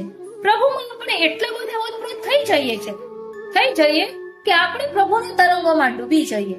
શ્રી મહાપ્રભુજીએ દેવી જીવોને શરણાગતિનો આવો સરળ અને ઉત્તમ માર્ગ આપ્યો છે. લૌકિક દરિયામાં તરંગોમાં જઈએ તો ડૂબીને મરી જઈએ, પરંતુ આ અલૌકિક સાગરમાં ડૂબીએ તો ડૂબીને તરી જઈએ. આપ સમજી રહ્યા છો ને?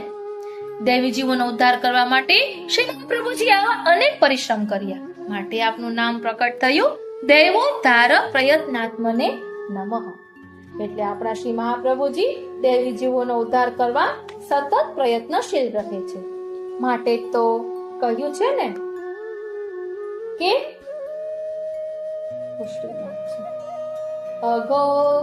અઘોગતમસાવૃતમ કલિભુજંગમાસાદિતમ જગત વિષય સાગરે પતિતમ સ્વધર્મે રતમ યદીક્ષણ સુધાનિધિ સમુદિતોનુકંપામૃતા ન મૃત્યુમકરોત્ક્ષણા દશરણમસ્તુ મે તત્પદમ. એટલે પાપના સમૂહરૂપી અંધકારથી છવાયેલા, કલયુગ રૂપી સાપથી ગળાયેલા, વિષય વાસનાના સાગરમાં ડૂબી પતિત થયેલા, સ્વધર્મ છોડી અન્ય ધર્મમાં આસક્ત થયેલા જગતને જોઈને જેમના નેત્રરૂપી ચંદ્ર પ્રકટ થયો અને કૃપારૂપી અમૃતથી તે જગતને મૃત્યુમાંથી એક ક્ષણમાં બચાવી લીધું, તેમનું શ્રી વલ્લભનું શરણ મને પ્રાપ્ત થાવ. આપણે પણ વિનંતી કરીએ કે એવા શ્રી વલ્લભનું શરણ મને પ્રાપ્ત થાવ. પછી આગળ કહે છે, અહીં કહે છે કે શ્રીનાથજી કે માયાવાદને કારણે જુદા જુદા આચાર્યોએ ભગવત પ્રાપ્તિ માટે જ્ઞાન ઉપાસના આદિ પોતપોતાના મતોનો પ્રચાર કર્યો હતો. તે અજ્ઞાન હોવાથી લોકો અંધકારમાં અટવાયેલા હતા. ત્યારે જેમ સૂર્ય પૂર્વ દિશામાં ઉગતા રાત્રિના અંધકારને હટાવે છે, તેમ શ્રી વલ્લભે ભૂતળ પર પ્રકટ થઈને શુદ્ધાદિત બ્રહ્મવાદનો બોધ કરાવી દેવી જીવોની દ્રષ્ટિ આગળ ફેલાયેલા માયાવાદ રૂપી અંધકારને દૂર કર્યું અને તે દ્વારા જ્ઞાન ઉપાસના આદિ માર્ગોની નિરર્થકતા સમજાવી. આથી શ્રી વલ્લભને સૂર્ય સાથે સરખાવ્યા છે. વાલા વૈષ્ણવો, આમ શ્રી વલ્લભને સૂર્ય સાથે સરખાવ્યા છે અને નખચંદ્રનું પણ વર્ણન કરવામાં આવે છે. સૂર્ય અંધકારને હટાવી પ્રકાશ આપે છે, જેથી સાચી વસ્તુનું સાચી દિશાનું જ્ઞાન થાય છે. તેમ શ્રી વલ્લભે શુદ્ધાદિત બ્રહ્મવાદનો સિદ્ધાંત સમજાવી તેના પ્રકાશમાં ભગવાનની પ્રાપ્તિ માટેનો સરળ અને સુંદર સેવા માર્ગ બતાવ્યો, જે અદ્ભુત છે. અને સૂર્યના હૃદય કમળમાં નારાયણ બિરાજમાન છે, તેમ શ્રી વલ્લભના હૃદય કમળમાં સાક્ષાત પૂર્ણ પુરુષોત્તમ બિરાજમાન છે. આથી સૂર્ય કરતા શ્રી વલ્લભનો વિલક્ષણ અલૌકિક સ્વરૂપ છે. વળી સૂર્યમાં તો એક જ નારાયણનો વાસ છે, જ્યારે શ્રી વલ્લભના હૃદય કમલમાં સર્વ ગોપીજનોના ભાવરૂપ સર્વ સ્વરૂપોનો વાસ છે.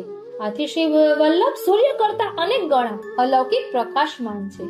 જેમ સૂર્ય જગતને પ્રકાશ આપી તે દ્વારા તે લોકોને તેમનું ઈચ્છિત ફળ આપે છે, તેમ શ્રી વલ્લભ પણ દૈવી જીવોને તેમનું ઈચ્છિત ફળ આપે છે. તેમ અહીં આપણે સમજી શકીએ છીએ.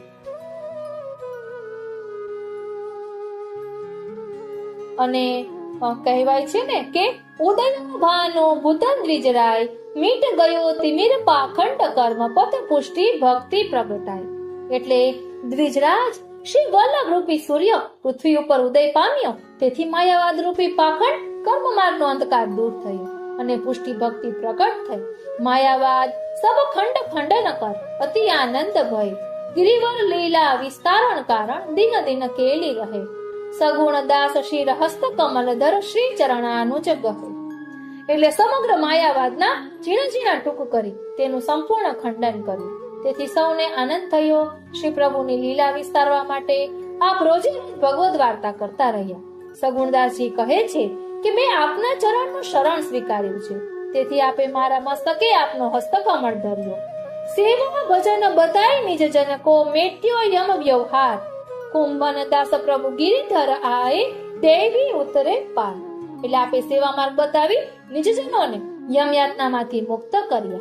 આપના પધારતા દેવી જીવો સંસાર સાગર તરી ગયા. આ રીતે અહીં પ્રભુએ દેવી જીવોનો ઉદ્ધાર કરવા માટે ભૂતલ પર પ્રગટ થયા.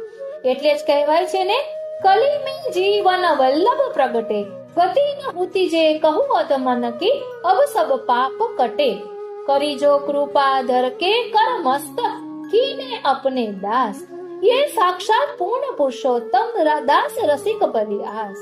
અને કહેવાય છે ને કે શ્રી વલ્લભ કે ચરણ કમલ કો અતુલ પ્રતાપ બરન્યો ન જાય સ્વર્ગ મૃત્યુ પાતાલ લોક કે જીવ તઈ નહીં કે ગુણ ગાય મનુજ કિએ સબ દંજ દેવતા દેવી જીવ જાની અપનાય અતિ ટેઢે ખલ વિકટ વક્રમતી તે ઉદ્ધરે પરમ પદ પાય.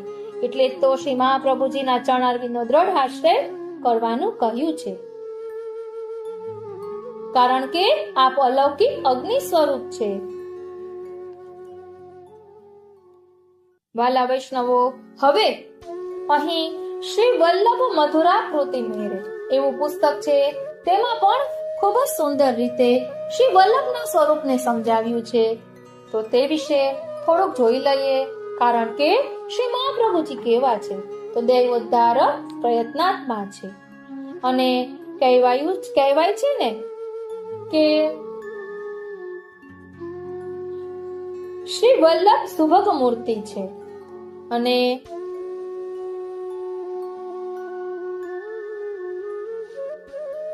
કહે છે, નાહી ન રહ્યો મન મેં ઠોર નંદ નંદન બિન કાસુ કર આની ચિત ઓર ચલત ચિતવત ધૌસ જાગત સ્વપ્ન સોવત રાત હૃદય તે યહ મદન મૂર્તિ છીન ન ઇત ઉત જાત कहत कथा अनेक ऊर्ध्व लोभ लाभ दिखाय, कहा करे घट प्रेम पूरन सिंधु नाही समाय।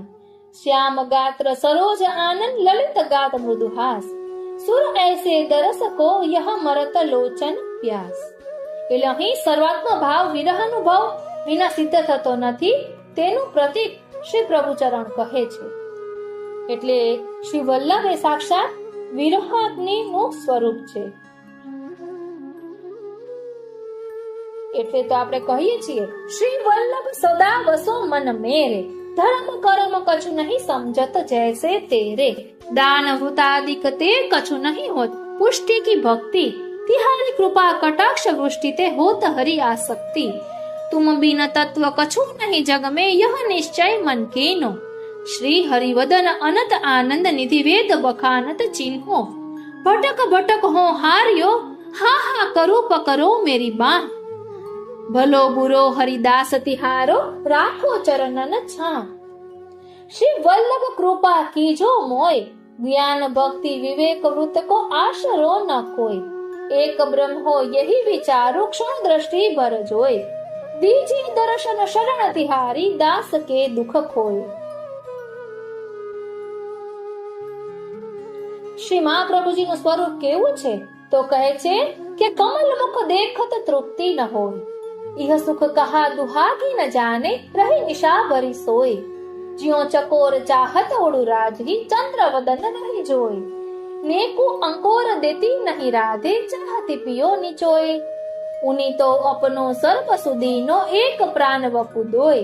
भजन भेद न्यारो परमानंद, जानत बिरलो कोय।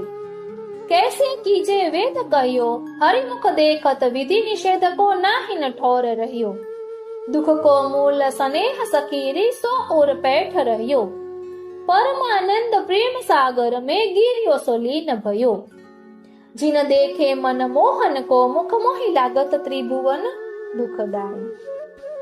અને એટલે જ શ્રી ગુસાઈજીએ વલ્લભાષ્ટકમાં કહ્યું છે, શ્રીમદ વૃંદાવને દુપ્રકટિત રસિકાનંદ સંદોહ રૂપમ, સ્ફૂર્જદ્રાસાદિ લીલામૃત જલતિ પરાક્રાંત સર્વોપી શશ્વત। અને આપણે કહીએ છીએ ને, નમામિ હૃદયે શેષે લીલા ક્ષીરાબ્ધિ સાઈનમ। શ્રી વલ્લભના સ્વરૂપનો મહિમા કહેતા કહ્યું છે કે શ્રી વલ્લભ તજી અપનો ઠાકુર, કહો કોન પે જઈએ હો। સબ ગુણ પૂરણ કરુણા સાગર, જહાં મહારસ પૈયે હો। સુરત ही देख अनंग विमोहित, तन मन प्राण बिकइये हो।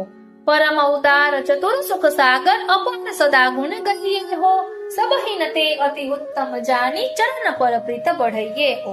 कान कहू की मन न धरिये, वृद्ध अनन्य कहिये हो। सुमर सुमर गुण रूप अनुपम, भव दुख सबे विसरइये हो। मुख विधु लावण्य अमृत, इकट कपीवत नहीं अघइये हो। चरण कमल की निश दिन सेवा, अपने हृदय बसइये हो।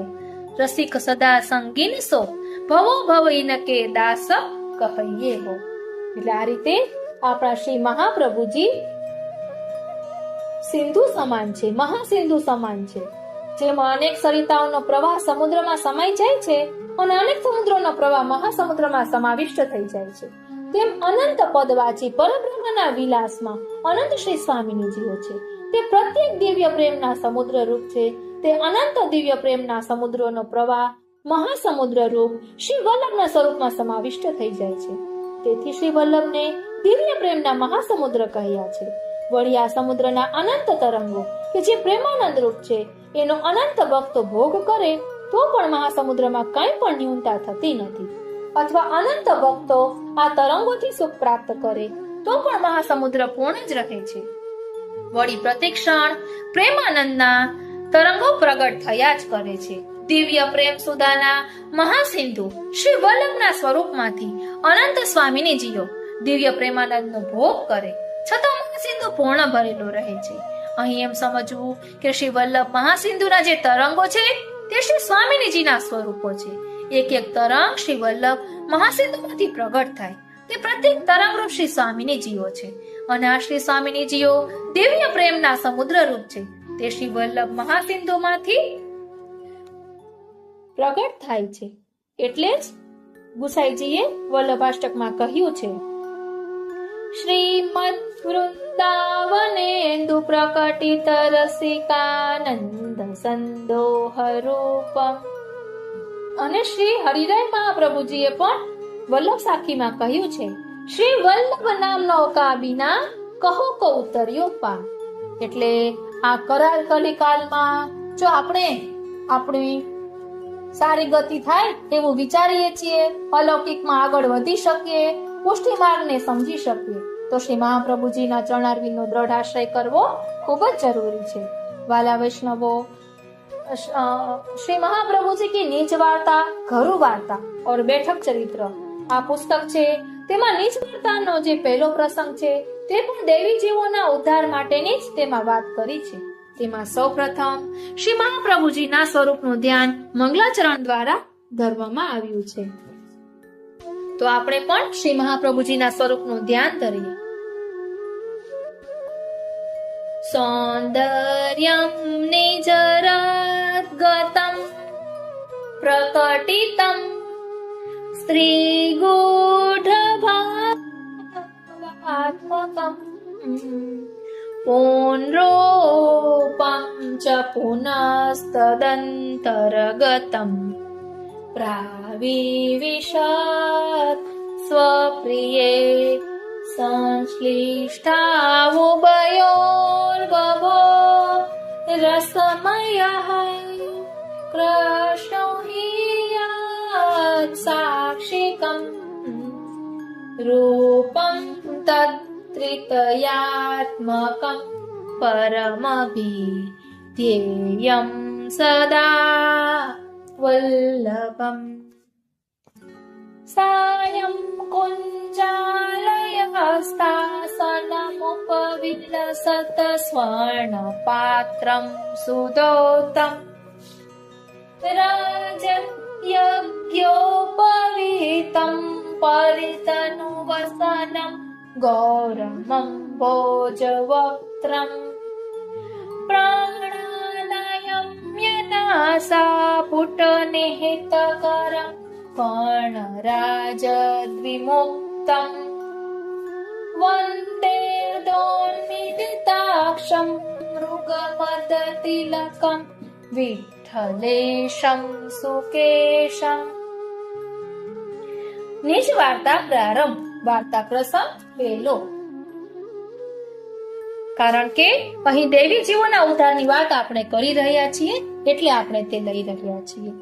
श्री आचार्य जी महाप्रभु जी आप जिन देवी जीवन के उदाहरण भूतल पर प्रकट भये उन देवी जीवन को भगवान ते बिछुरे बहुत काल भयो हतो. गद्य के श्लोक में आप श्री आचार्य जी कहे हैं जो सहस्त्र परिवर्तन इत्यादि. जब श्री ठाकुर जी को लीला में दया उपजी तब अपने श्री मुख से एक तेज को स्वरूप कल्प के विन को आज्ञा दीनी जो तुम श्री आचार्य जी महाप्रभु को देह धारण करके भूतल पे प्रकट होए देवी जीवन को उद्धार करो. ये वे जीव बहुत काल से भटकत हैं और अन्य मार्ग में भ्रमत है, पर कहूँ उनको स्वास्थ्य होत नहीं. यही ते जो जा वस्तु के वे अधिकारी हैं सो वस्तु कहूँ इनको दिसत नहीं. ताते वे जीव परिभ्रमण कर रहे हैं. तिनके लिए आप प्रकट होए के तिनको उद्धार करो. तब श्री आचार्य जी महाप्रभु आप प्रकट भय सो या रीति सो साक्षात पूर्ण पुरुषोत्तम को जो तेजोमय धाम है ताको आधार अग्नि है. ता अग्नि कुंड में ते आप प्रकट भय ताते सब कोई आपको अग्नि स्वरूप कहत है. आप वह अग्नि जो साक्षात पूर्ण पुरुषोत्तम के मुखारविंद में आदिदेविक रूप अग्नि है. ता अग्नि को स्वरूप आप श्री महाप्रभु जी को है.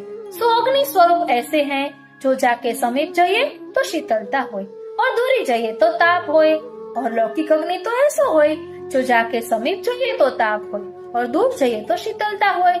यह तो पूर्ण पुरुषोत्तम के मुखारविंद रूप अग्नि है. ताते सब पदार्थ को भोग करत है. ताही ते श्री आचार्य जी महाप्रभु को नाम श्री गुसाई जी सर्वोत्तम में यज्ञ भोक्ता कहे हैं और वल्लभाष्टक में हो वह कृष्ण एवं कहे हैं या ते निश्चय करे के श्री आचार्य जी महाप्रभु को श्री गोवर्धन धर जाननो। यह श्री गुसाई जी यही ते कहे। श्री आचार्य जी आप मनुष्य देह को अंगीकार कियो है ताको है तो श्री गुसाई जी सर्वोत्तम में कहे हैं प्राकृत कृतिर्व्याज मोहितासुर मानुष।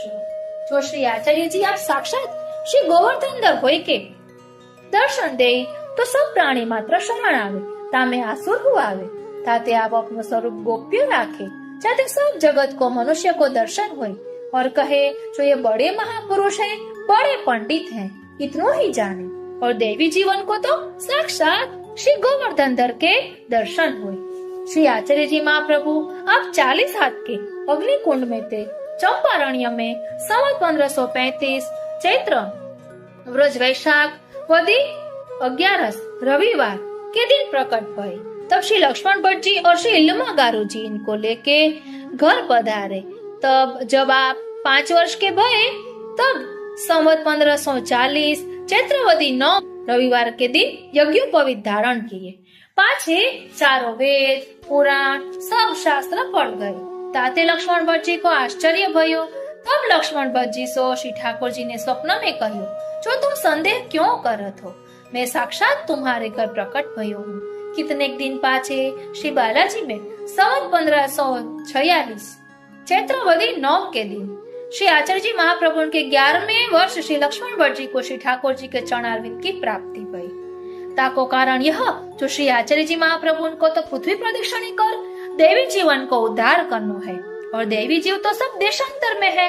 ताते जो श्री लक्ष्मण भट्ट जी विराजत हुए तो आप उनकी आज्ञा बिना कैसे देशांतर को पधारे और श्री लक्ष्मण भट्ट जी बालक को अकेले जाए की आज्ञा कैसे दे। ताते यह स्वतंत्रता बिना देवी जीवन को कार्य न होएगा।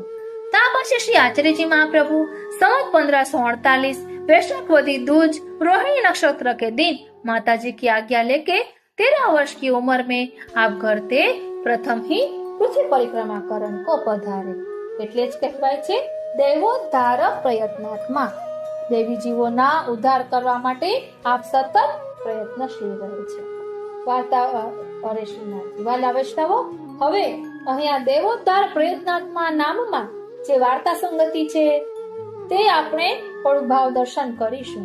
84 વૈષ્ણવ વાર્તા 40મી જગતાનંદ પંડિત થાનેશ્વરના, બીજી છે 84 વૈષ્ણવ વાર્તા 61મી વીરબાઈ દામોદરદાસની માતા, ત્રીજી 84 વૈષ્ણવ વાર્તા 21મી પ્રભુદાસ ભાટ અને 84 વૈષ્ણવ વાર્તા 29મી વાસુદેવદાસ છકડા। તો આ ચારેય વાર્તાઓનું આપણે હવે ભાવ દર્શન કરીએ।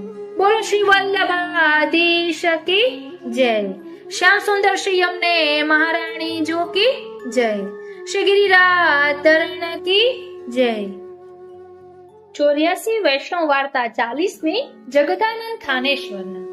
હવે શ્રી આચાર્યજી મહાપ્રભુના સેવક જગદાનંદ થાનેશ્વર નિવાસી સારસ્વત બ્રાહ્મણની વાર્તાનો ભાવ કહેવામાં આવે છે। ભાવ પ્રકાશ શ્રી સ્વામિનીજીની સખીની સખી એ જગદાનંદ છે। લીલામાં નામ માધુરી। થાનેશ્વરના એક બ્રાહ્મણને ત્યાં તે જન્મ્યા। તે 12 વર્ષના થયા ત્યારે કાશીમાં જઈને વિદ્યા ભણ્યા હતા। કાશીમાં 12 વર્ષ સુધી રહીને તે વિદ્યા દશી ભાગવત ભણ્યા હતા। પછી થાનેશ્વર આવીને સરસ્વતી નદી પર શ્રી ભાગવતની કથા કહેતા। એ દ્વારા એમનો જીવન નિર્વાહ થતો। વાર્તા પ્રસંગ 1। એક વેળા શ્રી આચાર્યજી થાનેશ્વર પધાર્યા। તેઓ પ્રાતઃકાલે સંધ્યા કર્યા પછી બિરાજતા હતા ત્યારે જગત સરસ્વતી નદીમાં સ્નાન કરીને શ્રી ભાગવતની કથા કહેવા લાગ્યા। શ્રી આચાર્યજી મનમાં વિચારે છે કે જગદાનંદ અમારો દૈવી જીવ છે, એનો અંગીકાર કરવો ઘટે। આ પ્રકારે વિચારીને આપ જગદાનંદને સન્મુખ જઈને બિરાજ્યા। જગદાનંદે જાણ્યું કે આ કોઈ પંડિત બ્રાહ્મણ છે। ત્યારે જગદાનંદ શ્રી ભાગવતજીનો વેણુગીતનો એક શ્લોક બોલ્યા। પ્રાયો બતાંબ વિહિગાહ। આ શ્લોક કહીને તેનો અર્થ કરીને શ્રી આચાર્યજીએ પૂછ્યું આ જ અર્થ એ છે કે કોઈ બીજો છે? શ્રી આચાર્યજીએ કહ્યું કે આ શ્લોકમાં તો અનેક ભાગો અને ઘણા અર્થો છે, તમને આવડતા હોય તો તમે કહો। ત્યારે જગદાનંદે કહ્યું મહારાજ, મને જે શ્લોકાર્થ આવડતો હતો તે મેં કહ્યો, હવે આપ બીજો અર્થ કહો। ત્યારે શ્રી આચાર્યજી બોલ્યા કે તમે વ્યાસાસને બેઠેલા છો તો વ્યાસાસનનો અતિક્રમ કરી અમે શી રીતે કહીએ? તરત જ જગદાનંદ વ્યાસ આસન પરથી નીચે ઉતરી ગયા। અને કહ્યું, આપ બિરાજો અને કહ્યું, કહો મને સાંભળવાની ઈચ્છા છે. પછી શ્રી આચાર્યજી તે શ્લોકનો સુબોધિનીજીનો અર્થ કહેવા લાગ્યા. શ્લોકનો અર્થ કહેતા સવારથી ત્રીજો પ્રહર થયો. શ્રી આચાર્યજી કહે, આ શ્લોકની વ્યાખ્યા તો 2-3 મહિના સુધી ચાલશે. તમે ભૂખ્યા હોવાથી હવે ઉઠો. ત્યારે જગતાનંદને ખબર પડી કે શ્રી આચાર્યજી તો ઈશ્વર છે. જગતાનંદે તેમને દંડવત કર્યા અને વિનંતી કરતા કહ્યું, હે મહારાજ, આપ તો સાક્ષાત પુરુષોત્તમ છો. ઈચ્છો તેટલા દિવસ અર્થ કરી શકો, પણ કૃપા કરીને હવે મારે ત્યાં પધારો. શ્રી આચાર્યજીએ કહ્યું, અમારા સેવક સિવાય કોઈને ઘરે અમે જતા નથી. જગતાનંદે વિનંતી કરી, મહારાજ શ્રી, મને સેવક કરો. ત્યારે શ્રી આચાર્યજીએ તેમને આજ્ઞા આપી, જાઓ સ્નાન કરી આવો. એટલે જગતાનંદ સરસ્વતીમાં નાહીને અપરસમાં આવ્યા. પછી શ્રી આચાર્યજીએ જગતાનંદને નામ સંભળાવીને બ્રહ્મ સમાન કરાવ્યું. પછી શ્રી આચાર્યજી જગતાનંદને ઘેર પધાર્યા. પછી જગતાનંદને કહ્યું, તમે ભગવત સેવા કરો. જગતાનંદે ઉત્તર વાળ્યો, મહારાજ, મારા ઠાકુરલાલજી છે તે સદા તુલસીમાં રહે છે. તેમના પર 1 લોટીજી જળ ચડાવું છું. શ્રી આચાર્યજી કહ્યું, તે શ્રી ઠાકોરજીને લાવો. ત્યારે જગતાનંદે શ્રી ઠાકોરજીને લાવ્યા. શ્રી આચાર્યજી શ્રી ઠાકોરજીને પંચામૃત સ્નાન કરાવીને પાટે બેસાડ્યા. જગતાનંદને મસ્તકે પધરાવ્યા. જગતાનંદને ઘરે પોતે પાકી સામગ્રી કરીને શ્રી ઠાકોરજીને ભોગ ધર્યો. પછી પોતે ભોજન કર્યું. જગતાનંદને જૂઠની પાતળી ધરી.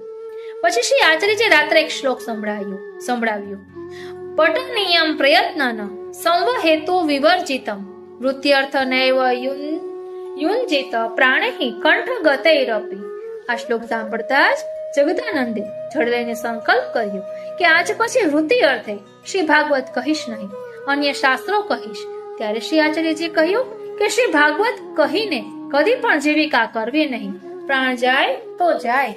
આ પ્રકારે જગદાનંદને ઘરે રહીને શ્રી આચાર્યજીએ પુષ્ટિ માર્ગની રીતિ સેવાની શીખવી.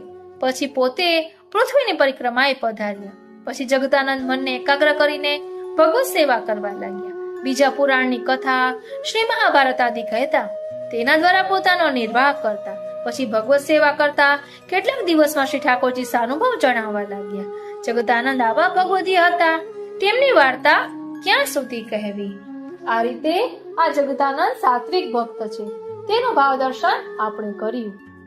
અહીં આપણે સમજી રહ્યા છીએ દેવોદ્ધાર પ્રયત્નાત્મા, એટલે દેવી જીવોનો ઉદ્ધાર કરવા મહાપ્રભુજીએ 3 વખત પૃથ્વી પરિક્રમા કરી છે. તેમાં થી આપણે આ વાર્તાનું અનુસંધાન લીધું. હવે છે 84 વૈષ્ણવ વાર્તા 61મી, વીરબાઈ દામોદર દાસની માતા.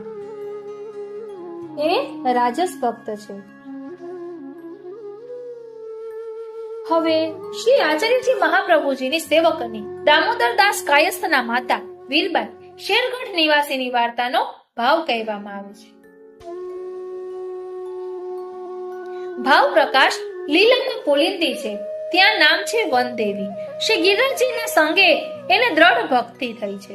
શ્રી આચાર્યજી ગોવર્ધનધર પ્રગટ્યા એટલે ભૂમિ પર બધા ભગવદીઓ પ્રગટ થયા. શેરગઢમાં એક કાયસ્થ જે ઘણો દ્રવ્યવાન હતો તે કાશી ગયો.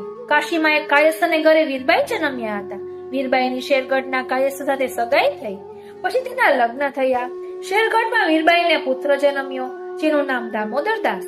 આ દામોદર દાસ 9 વર્ષના થયા ત્યારે શેરગઢમાં નવો હાકીમ આવ્યો. તે ખરાબ હતો. જેની પાસે દ્રવ્ય હોય તેને કોઈ પણ અપરાધનું કલમ લગાડીને સર્વ દ્રવ્ય લઈ લેતો. ચોરો પાસે ચોરી પણ કરાવતો. વીરબાઈના પતિ કહે, હવે શું કરીએ? હાકીમ સગળું દ્રવ્ય લઈ લેશે. વીરબાઈ કહે, દ્રવ્ય એકઠું કરીને મને સોંપો, હું મારા માતા પિતાને ત્યાં કાશીમાં જઈને રહીશ. બીજા હાકીમ આવશે ત્યાં હું પાછી ફરીશ, અને જો આજ હાકીમ રહે તો પછી તમે પણ કાશી ચાલી આવજો. ત્યારે વીરબાઈના પતિ કહે, તે આ સારું કહ્યું. પછી કાયસ્થે સગળું દ્રવ્ય એકત્ર કરીને 5-10 દિવસમાં આ મહોર કરાવીને વીરબાઈને સોંપી. પછી બેટા દામોદરદાસ, 2 બેટી અને વીરબાઈ બધાને કાશી મોકલ્યા. હવે વીરબાઈ કાશીમાં રહી. 4 માસ પછી હાકીમ એક બ્રાહ્મણ પર કલંક લગાડીને તેના દરબાર અને દ્રવ્ય લૂંટી લીધા. એના ગોળ સ્વરૂપના શ્રી ઠાકોરજી મોટા તથા નાના લાલજી હતા. તેમના ઘરેણા, વાસણ, કપડા આદિ હાકીમ લૂંટી ગયું. આથી બ્રાહ્મણે રડવા લાગી.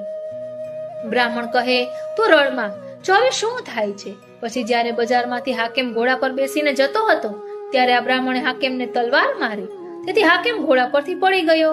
તેની છાતી પર બેસીને તેના પેટ ઉપર બ્રાહ્મણે કટારી મારતા તે મૃત્યુ પામ્યો છે. પછી હાકેમના માણસોએ તે બ્રાહ્મણને માર્યો. આમ હાકેમ તથા બ્રાહ્મણ બંને મરણ પામ્યા. રાજાએ વાત સાંભળતા તેણે બીજા હાકેમને શેરગઢ મોકલી આપ્યો. તે ભલો હતો, તેણે સૌને સુખી કર્યા. મરી ગયેલા બ્રાહ્મણની સ્ત્રીને મહિને 2 રૂપિયા કરી આપ્યા. શેરગઢમાં સુખ થયું. તેથી શેરગઢથી જે બધા લોકો નાસી ગયા હતા તે પાછા શેરગઢ આવ્યા. જેનો પતિ મરણ પામ્યો હતો તેણે વીરબાઈના પતિને કહ્યું, મારાથી હવે શ્રી ઠાકોરજીની પૂજા બનતી નથી અને મારી પાસે દ્રવ્ય પણ નથી. ત્યારે કાયસ્થ કહે, મારી સ્ત્રી, બેટો, 2 બેટી કાશીમાં છે. ગામમાં હવે સુખ થયું હોવાથી તેમને અહીં બોલાવું છું. એ બધાના આવ્યા પછી અમે શ્રી ઠાકોરજીને પધરાવીશું. બ્રાહ્મણી કહે, સારું. એક વખત તે બ્રાહ્મણ શેરગઢની નદી પર ગયો હતો. ત્યાંથી તેને શ્રી ઠાકોરજી મળ્યા હતા.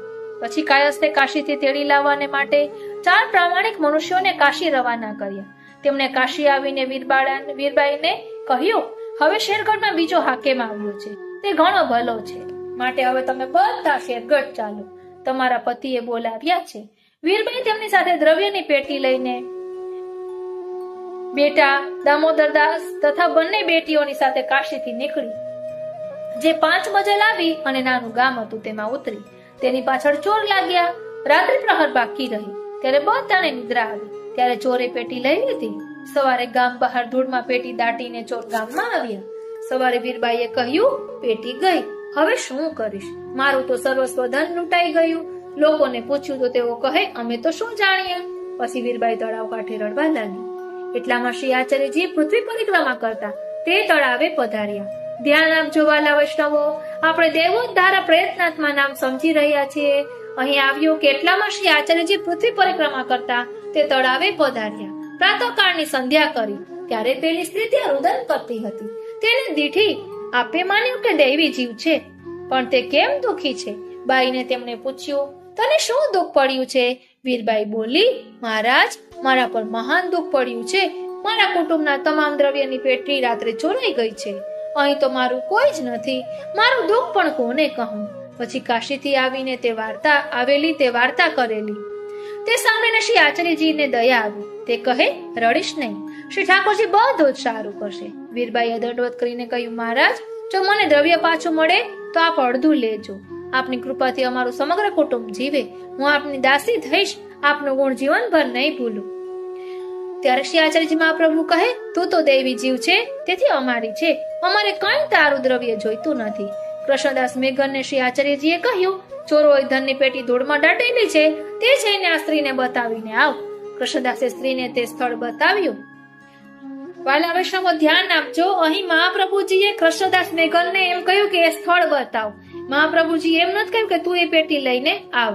એટલે શું આજ્ઞા કરે છે એ પણ ધ્યાન આપવાનું છે. એટલે સ્ત્રીને તે જગ્યા બતાવી. એટલે તે સ્ત્રી ધૂળ કાઢી નાખી, પેટી લઈને શ્રી આચાર્યજીની પાસે આવી અને એમની આગળ ધરી. વીરબાઈ કહે, મહારાજ, આપનું અડધું દ્રવ્ય છે અને બાકીનું અડધું મને આપો. આપનું આપેલું છે તે મને મળ્યું, મને સેવક કરો. શ્રી આચાર્યજીએ કહ્યું, હમણાં તો તું માર્ગમાં છે, તેથી અમારા પુષ્ટિ માર્ગનો ધર્મ તારાથી બનશે નહીં. માટે આ ધન લઈને તું શેરગઢ ચાલી જા. અમે શેરગઢ પધારીશું ત્યારે તને સેવક કરીશું. તું કહે તેમ કરીશું. વીરબાઈએ વિનંતી કરતા કહ્યું, મહારાજ, આપ તો સાક્ષાત ભગવાન છો. હું દ્રવ્ય આપું છું તો પણ લેતા નથી, તો શેરગઢ તો ક્યારે પધારશો? આપના દર્શન દુર્લભ છે. શ્રી ઠાકોરજીએ મુજ પર કૃપા વર્ષા કરી અને આપના દર્શન થયા, માટે મને નામ સંભળાવ. અડધું દ્રવ્ય આપ સ્વીકારો. શ્રી આચાર્યજી કહે, અમારે તો તારે ગામ આવીને તને સેવક કરવી છે. જે બ્રાહ્મણ મૃત્યુ પામ્યો છે તેની પત્ની પાસે જે ઠાકોરજી છે તેને તારે મસ્તકે પધરાવવા માટે અમે શેરગઢ આવીશું. તે વેળા તારું સગળું કાર્ય થશે. વીરબાઈ કહે, મહારાજ, તેનો શો ભરોસો? વળી આપની પાસે વધારે બોલવું તે અપરાધ છે. તેથી મારે શિરે હાથ ધરીને આપ કહો કે આપ શેરગઢ પધારશો. શ્રીનાથજી, આપના ચરણ ધરવાથી મારું મન પવિત્ર રહેશે. વીરબાઈની આવી પ્રીતિ જોઈને શ્રી આચાર્યજી અત્યંત પ્રસન્ન થયા અને પોતાના ચરણ વીરબાઈના મસ્તકે ધરીને વચન આપ્યું કે અમે શેરગઢ પધારીશું અને તારો અંગીકાર કરીશું. વાલા વૈષ્ણવો, ધ્યાન આપજો. મહાપ્રભુજીએ પોતાનું ચરણારવિંદ વીરબાઈના મસ્તકે પધરાવી. એટલે વીરબાઈ શ્રી આચાર્યને દંડવત કરીને બેટા બેટીઓને લઈને શેરગઢ ગઈ. થોડાક દિવસમાં વીરબાઈએ શેરગઢ આવીને પતિને સર્વ હકીકત કહી. આપે આ પ્રકારે કૃપા કરી છે. શ્રી આચાર્યજીએ કહ્યું છે કે એક બ્રાહ્મણીને ત્યાં શ્રી ઠાકોરજી બિરાજે છે, ગોળ સ્વરૂપ છે, તે મારા શિરે પધરાવવાના છે. તો એ બ્રાહ્મણી કોણ છે? વીરબાઈના પતિ કહે, બ્રાહ્મણી તો હવે એકલી છે, એનો પતિ માર્યો ગયો છે. તે નિત્ય કહે છે કે મારા ઠાકોરજી પધરાવો. ત્યારે પતિને વીરબાઈએ કહ્યું, વિલંબ ના કરો, તે શ્રી ઠાકોરજીને આપણે ઘરે લાવીને રાખો. 2-4 દિવસમાં શ્રી આચાર્યજી મહાપ્રભુજી પધારશે, ત્યારે વળી તે બ્રાહ્મણી શ્રી ઠાકોરજી દે કે ન દે? અરે શ્રીનાથજી, વળી તમે વચન કરીને શ્રી ઠાકોરજીને લેજો કે તે હવે પછી કદી પાછા દઈશું નહીં. ભલા વૈષ્ણવો, આ વીરબાઈની આતુરતા જોવાની છે કે તેનામાં કેટલી આતુરતા છે પ્રભુને પ્રાપ્ત કરવાની. ત્યારે પતિ પેલી બ્રાહ્મણીને ઘેર ગયું અને કહ્યું, હવે મારી સ્ત્રી તથા બેટા બેટીઓ કાશીથી આવી ગયા છે, માટે શ્રી ઠાકોરજી આપવા હોય તો આપો, નહીં તો અમે બીજા ઠાકોરજીને પધરાવીશું. બ્રાહ્મણી કહે, ભાઈ, મેં તો તમને પહેલા જ કહેલું કે મારાથી પૂજા નથી થતી, માટે હમણાં શ્રી ઠાકોરજીને લઈ જાઓ. વીરબાઈના પતિ કહે, ક્વચિત તમે જો શ્રી ઠાકોરજીને પાછા માંગશો તો પધરાવ્યા નહીં આપીશો. તે બ્રાહ્મણીએ કહ્યું, હું તે હવે શું પાછા માંગુ? નથી દ્રવ્ય, નથી મારે ઘરે કોઈ મનુષ્ય. ત્યારે કાયસ્થ કહે, એક શ્રી ઠાકોરજીને હું લઉં, એક તમે લો, મારે ઘરે પધરાવવા નહીં આવું. બ્રાહ્મણીએ લાલજીને લીધા. કાયસ્થે મોટું ગોળ સ્વરૂપ હતું, તે લઈને બંને કાયસ્થને ઘરે આવીને બંને સ્વરૂપ પધરાવ્યા. શ્રીનાથજી, 4 દિવસ પછી શ્રી આચાર્યજી મહાપ્રભુ શેરગઢ પધાર્યા. નદી તીરે લાગમાં ઉતર્યા.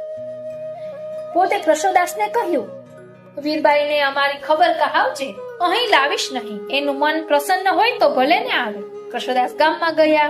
તે સ્ત્રીના પુત્ર દામોદરદાસને કહે, તું ઘરે જઈને તારા માતાને કહેજે કે નદી તીરે બગીચામાં શ્રી આચાર્યજી પધાર્યા છે. આમ કહીને શ્રી આચાર્યજીની પાસે આવીને કૃષ્ણદાસ કહે છે. દામોદરદાસે પોતાની માતાને જઈને કહ્યું, શ્રી આચાર્યજી પધાર્યા છે, તે આપના સેવક મને કહી ગયા છે. આ સાંભળીને વીરબાઈ તરત જ દોડતી આવી. નદી કાંઠે બગીચામાં આવીને શ્રી આચાર્યજીને દંડવત કરી વિનંતી કરી, મહારાજ, અમારે ઘરે પધારો, અમારા કુટુંબને શરણે લો. આપે કહ્યા પ્રમાણે શ્રી ઠાકોરજીને ઘરમાં લાવ્યા છીએ, એ મારે મસ્તકે પધરાવો. શ્રી આચાર્યજી કહ્યું, તું દૈવી જીવ છો, તારાથી અવશ્ય ભગવત સેવા બનશે. તેથી તને નામ અને નામ સંબંધ અને બ્રહ્મ સંબંધ બેઉ કરાવવા છે. વળી તારું કુટુંબ સામાન્ય જીવ છે, માટે તેમને નામ સંભળાવીશું. તારા સંગે સર્વનો ઉદ્ધાર થશે, માટે તું નદીમાં સ્નાન કરીને આવ. ત્યારે વીરબાઈ નાહીને આવી. શ્રી આચાર્યજી એને નામ સંભળાવીને બ્રહ્મ સંબંધ કરાવીને કહ્યું, હવે તું તારે ઘરે જા, તારા પતિને મોકલજે અને અમે ત્યારે ત્યાં પધારીશું. પછી વીરબાઈએ ઘરે આવીને પતિને કહ્યું, નદી તટે બગીચામાં શ્રી આચાર્યજી મહાપ્રભુજી પધાર્યા છે, માટે તેમને વિનંતી કરીને પધરાવો અને બધા સેવક થાવ. પતિ કહે, તું સાથે ચાલ ને. પછી સ્ત્રી પુરુષ બંને આવીને શ્રી આચાર્યજીને વિનંતી કરી તેમને ઘરે પધરાવ્યા. પછી સર્વને શ્રી આચાર્યજીએ નામ સંભળાવ્યું. શ્રી ઠાકોરજીને પંચામૃતથી સ્નાન કરાવીને પાઠ બેસાડ્યા અને વીરબાઈને મસ્તકે પધરાવ્યા. મોટું ગૌર સ્વરૂપ હતું, તેમનું નામ શ્રી કપૂરરાયજી ધર્યું અને લાલજી સ્વરૂપનું નામ શ્રી નવનીત પ્રિયાજી ધર્યું. આગળના કરેલા હિંડોળા પલનાથી શ્રી નવનીત પ્રિયાજીને ઝુલાવ્યા. પછી શ્રી આચાર્યજીને વીરબાઈએ વિનંતી કરી કે 5 દિવસ પોતાને ઘરે વિનંતી કરીને રાખ્યા અને પુષ્ટિમાર્ગની સેવાની સઘળી રીતિ શીખી.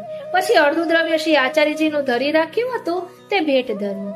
પછી શ્રી આચાર્યજી પૃથ્વીની પરિક્રમાએ પધાર્યા. વાર્તા પ્રસંગ. પછી વીરબાઈ શ્રી ઠાકોરજીની પ્રીતિપૂર્વક નિત્ય સેવા કરવા લાગી. થોડા દિવસોમાં તેને શ્રી ઠાકોરજી અનુભવ જણાવવા લાગ્યા. પછી વીરબાઈને ગર્ભધારણ થયો. પૂરે મહિને રાત્રિએ પાછલી 2 ઘડી રહી ત્યારે તેને પુત્રનો પ્રસવ થયો. જ્ઞાતિમાં બધા લોકો બેટાની વધાઈ કરવા લાગ્યા. શ્રી ઠાકોરજીને 4 ઘડી દિન ચડ્યો અને કોઈએ જગાડ્યા નહીં. વીરબાઈ ઘણું દુઃખ કરવા માંડી કે શ્રી ઠાકોરજીને મોડું થઈ ગયું. બધાને કહે કોઈ શ્રી ઠાકોરજીને જગાડે, છતાં કોઈ જગાડે નહીં. આમ પ્રહર દિન ચડી ગયું. ત્યારે વીરબાઈ મનમાં તાપ કરીને રડવા લાગી. આ પાપી પુત્ર ક્યાંથી આ સમયે થયો કે મારા શ્રી ઠાકોરજી ગઈકાલના પોઢિયા છે, તેને કોઈ જગાડતું નથી. હવે શું કરું? આમ ઘણો જ વિરહ થયો. ત્યારે શ્રી ઠાકોરજી શૈયામાંથી બોલ્યા, શા માટે તો રડે છે? જો કોઈ નહીં જગાવે તો તું મને જગાડ ને. વીરબાઈ કહે, મહારાજ, હું તો ઘોર નરકમાં પડેલી છું, તો આપને શી રીતે જગાડું, કેવી રીતે અડું? શ્રી ઠાકોરજી કહે, છાણ લાવીને સ્નાન કરીને કચ્છ બાંધીને તું જ મને જગાડ. હું અન્ય કોઈથી સેવા નહીં કરાવું. જા, મને તને મારી આજ્ઞા છે કે તને અપરાધ લાગશે નહીં. વીરબાઈએ પછી ઉઠીને છાણ લગાડીને સુપેરે નાઈને કચ્છ બાંધીને શ્રી ઠાકોરજીને જગાડ્યા. પછી મંગળા કરીને શ્રૃંગાર કરી રસોઈ ભોગ ધરીને પ્રસાદ લઈને સૂતી. આ રીતે 13 દિવસ પછી અપરસ કાઢી. પછી 40 દિવસ થતા બધા વસ્ત્ર પાત્રો કાઢીને અપરસ નવી કરીને શ્રી ઠાકોરજીને પંચામૃત સ્નાન કરાવીને શુદ્ધ થઈને પુષ્ટિ માર્ગ નીતિથી સેવા કરવા લાગી. શ્રી ઠાકોરજીએ રાજી થઈને વીરબાઈને કહ્યું, તે મારી આજ્ઞા માનીને સૂતક પિંડરૂમાં સેવા કરી અને પછી માર્ગની મેંડ પ્રમાણે અપરસ કાઢી. તેથી તો હું તારા ઉપર અત્યંત પ્રસન્ન થયો છું. આ પ્રકારે વીરબાઈ પર અને પ્રસન્ન થઈને પ્રસૂતિમાં આપે સેવા કરાવી, પણ બીજા પાસે કરાવી નહીં. વીરબાઈ શ્રી આચાર્યજી મહાપ્રભુજીની આવી પરમ કૃપા પાત્ર ભગવતી હતી. તેની વાર્તા ક્યાં સુધી કહીએ? ધ્યાન આપજો. ભાવ પ્રકાશ આમાં એ જણાવ્યું કે અતિ શુદ્ધ હોય તો એ પ્રીતિ વિના શ્રી ઠાકોરજી સેવા કરાવે નહીં, અને કરાવે તો પણ આપ સેવા માને નહીં. પછી કેટલોય અપવિત્ર, હીન, નીચ હોય પણ જો તેને પ્રીતિ હોય તો તેની પાસે ભગવત સેવા કરાવે. ઓ શ્રીનાથજી! આ રીતે સૂતક, પિંડરૂ તથા માસિક ધર્મમાં પણ વીરબાઈએ સેવા કરી. કુટુંબ પરિવારમાં તો ઘણા હતા, તોય તેમની પાસે સેવા કરાવીને. વાલા વૈષ્ણવો, અધૂરું સાંભળીને આપણે આવું કરવાનું નથી. આ તો સ્વયં શ્રી ઠાકોરજીએ આવી આજ્ઞા કરી હતી. વળી એની વાર્તા અનિર્વચનીય છે. જે પ્રકારે પુલિંદીને ચણારીના કુમકુમ થકી સઘળા રસોઈનો અનુભવ કરાવ્યો, તે વાર્તા તો કહી નહીં શકાય. તોય આટલી વાર્તા તો લોક વિરુદ્ધ કહી છે. પ્રેમની રીતિ ઘણી અટપટી છે.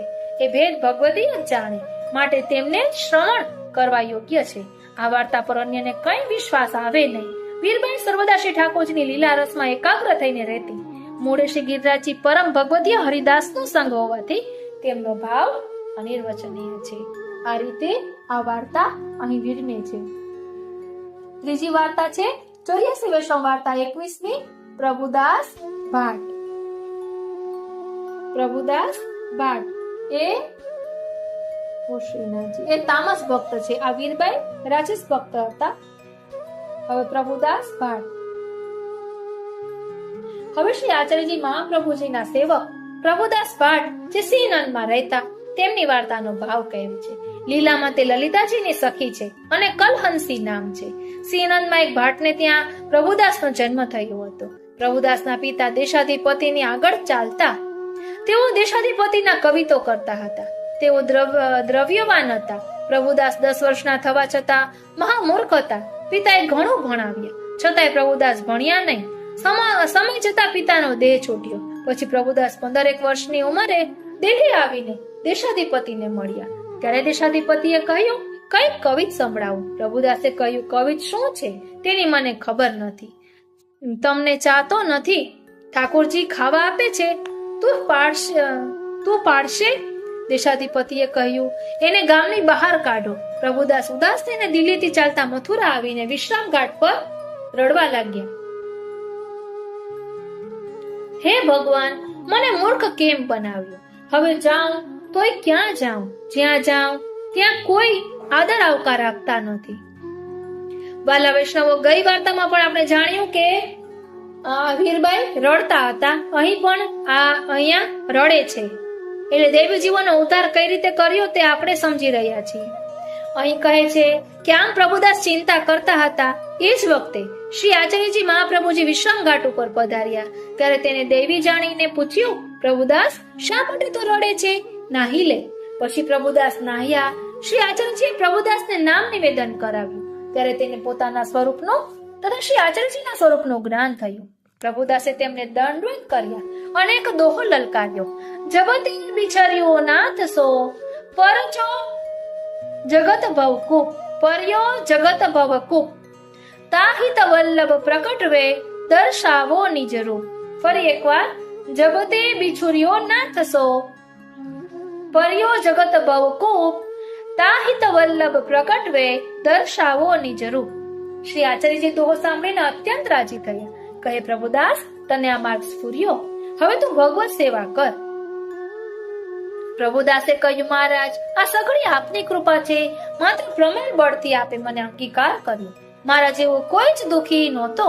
પડવારમાં મને સુખના સાગરનો અનુભવ કરાવ્યો.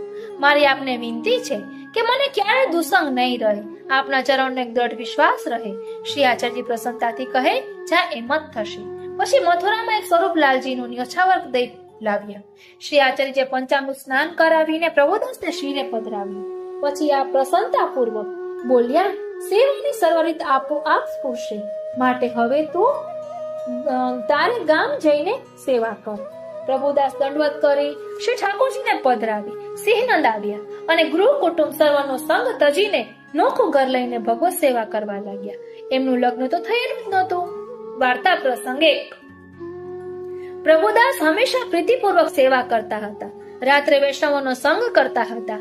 ઘરમાં દ્રવ્ય તો ઘણું હતું જ. ભગવત સેવા, ગુરુ સેવા, વૈષ્ણવ સેવામાં દ્રવ્ય કામે લીધું. બધું જ લૌકિક વૈદિક તજી દીધું. આમ કરે તેથી વૈષ્ણવો વખાણ કરે અને જ્ઞાતિજનો નિંદા કરે. પણ પ્રભુદાસ તો કોઈનું કંઈ સાંભળતા નહીં. ધ્યાન આપજો, વખાણને પણ ધ્યાનમાં ન લેતા અને નિંદાને પણ ધ્યાનમાં ન લેતા. સમય જતા પ્રભુદાસ વૃદ્ધ થયા. શરીર અશક્ત અસાવધ થતું ગયું. સાવધતા છૂટી ગઈ ત્યારે જ્ઞાતિજનો ભેગા થઈને પ્રભુદાસને પૃથોદક તીર્થ લાવ્યા. ત્યારે સાવધતા થઈ. આંખું ગળીને જુએ છે તો એ પૃથોદક તીર્થ હતું. પ્રભુદાસે બધાને કહ્યું, તમે બધા મને અહીં શા માટે લાવ્યા?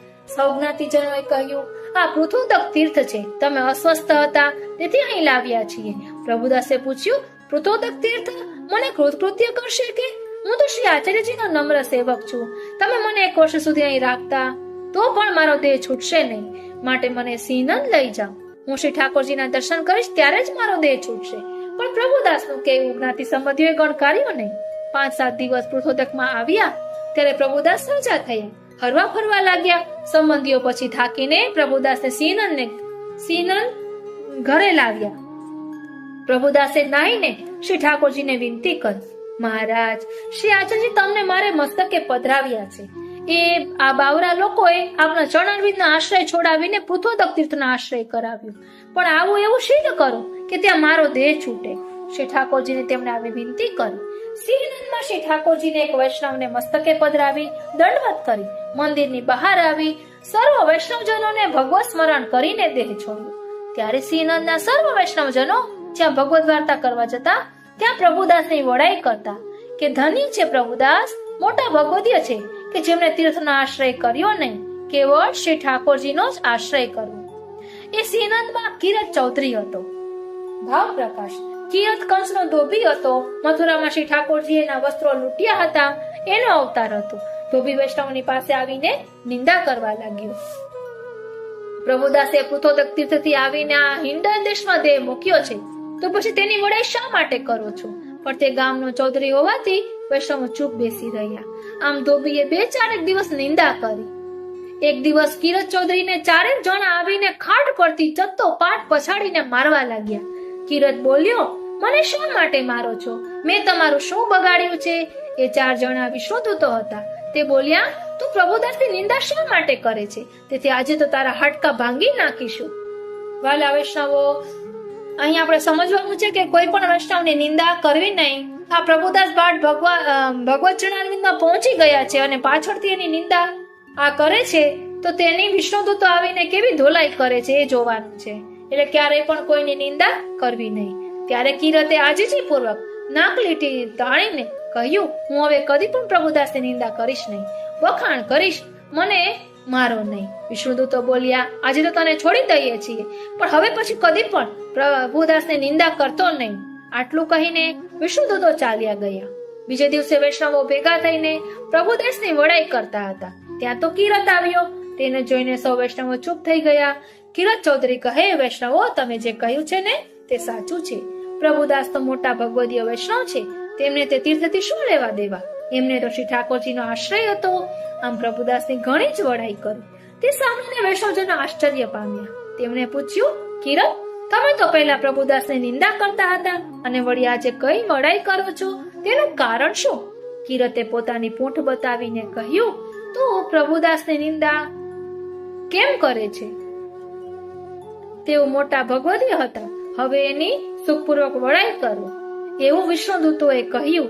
એટલે વૈષ્ણવો પ્રસન્ન થઈને એમની વડાઈ કરવા લાગ્યા. પ્રભુદાસ આવા ભગવદીય હતા. ભાવ પ્રકાશ. પ્રભુદાસની વાર્તામાં સિદ્ધાંત થયો કે પુષ્ટિમાર્ગીય વૈષ્ણવે કોઈ તીર્થનો આશ્રય કરવો નહીં, શ્રી આચાર્યજીનો જ આશ્રય કરવો. અને ભગવદીયની નિંદા કરે તો આ લોકમાં દુઃખી થાય અને મર્યા પછી નરકમાં જાય. કેમ કે ભગવાનનો ભગવદીય છે. ભગવાન પોતાનો અપરાધ સહન કરે પણ ભગવદીયનો અપરાધ સહન કરતા નથી. પ્રભુદાસ એવા ભગવદીય હતા. અહીં આપણે દેવીજીઓના ઉતારની વાત કરી રહ્યા છીએ, તેની સંગતિની વાર્તા લઈ રહ્યા છીએ. અને આ પ્રભુદાસ બાળ તામસ ભક્ત હતા. હવે છે 84 વૈષ્ણવ વાર્તા 38મી. વાસુદેવદાસ છકડા, અને એ પણ તામસ ભક્ત છે. વાસુદેવદાસ છકડા.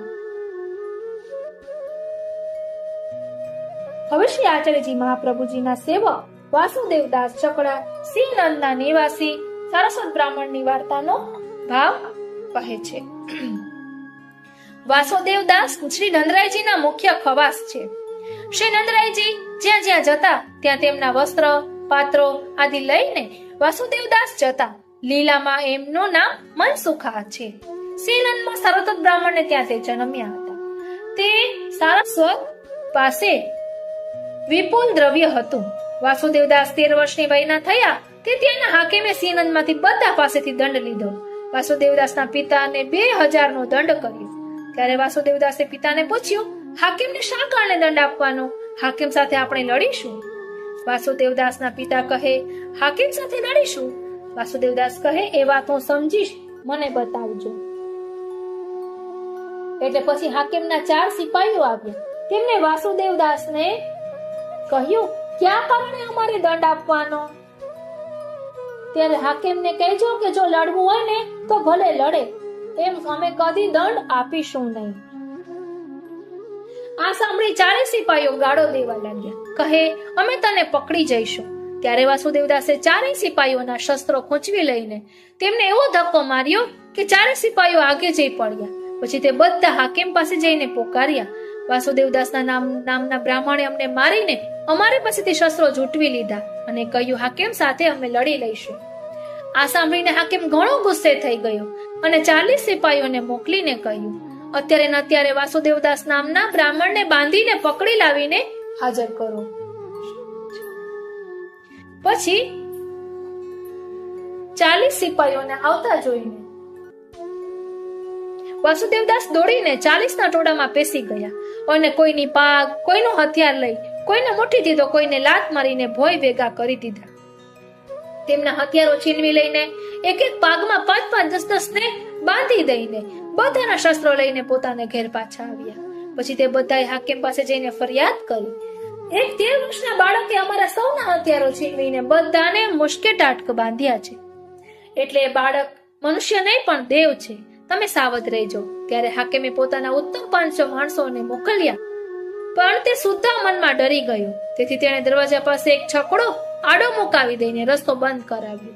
તે છકડા પર 1000 મણ પથ્થરની શિલાને આડી મુકાવીને પોતે શસ્ત્રો લઈને 20 માણસો જોડે બેઠો. હવે 500 સિપાહીઓને જોઈને વાસુદેવદાસે ફેંટ બાંધી મોટો લઠ લીધો અને તેને બધી તરફથી લોઢાથી મઢી દીધો.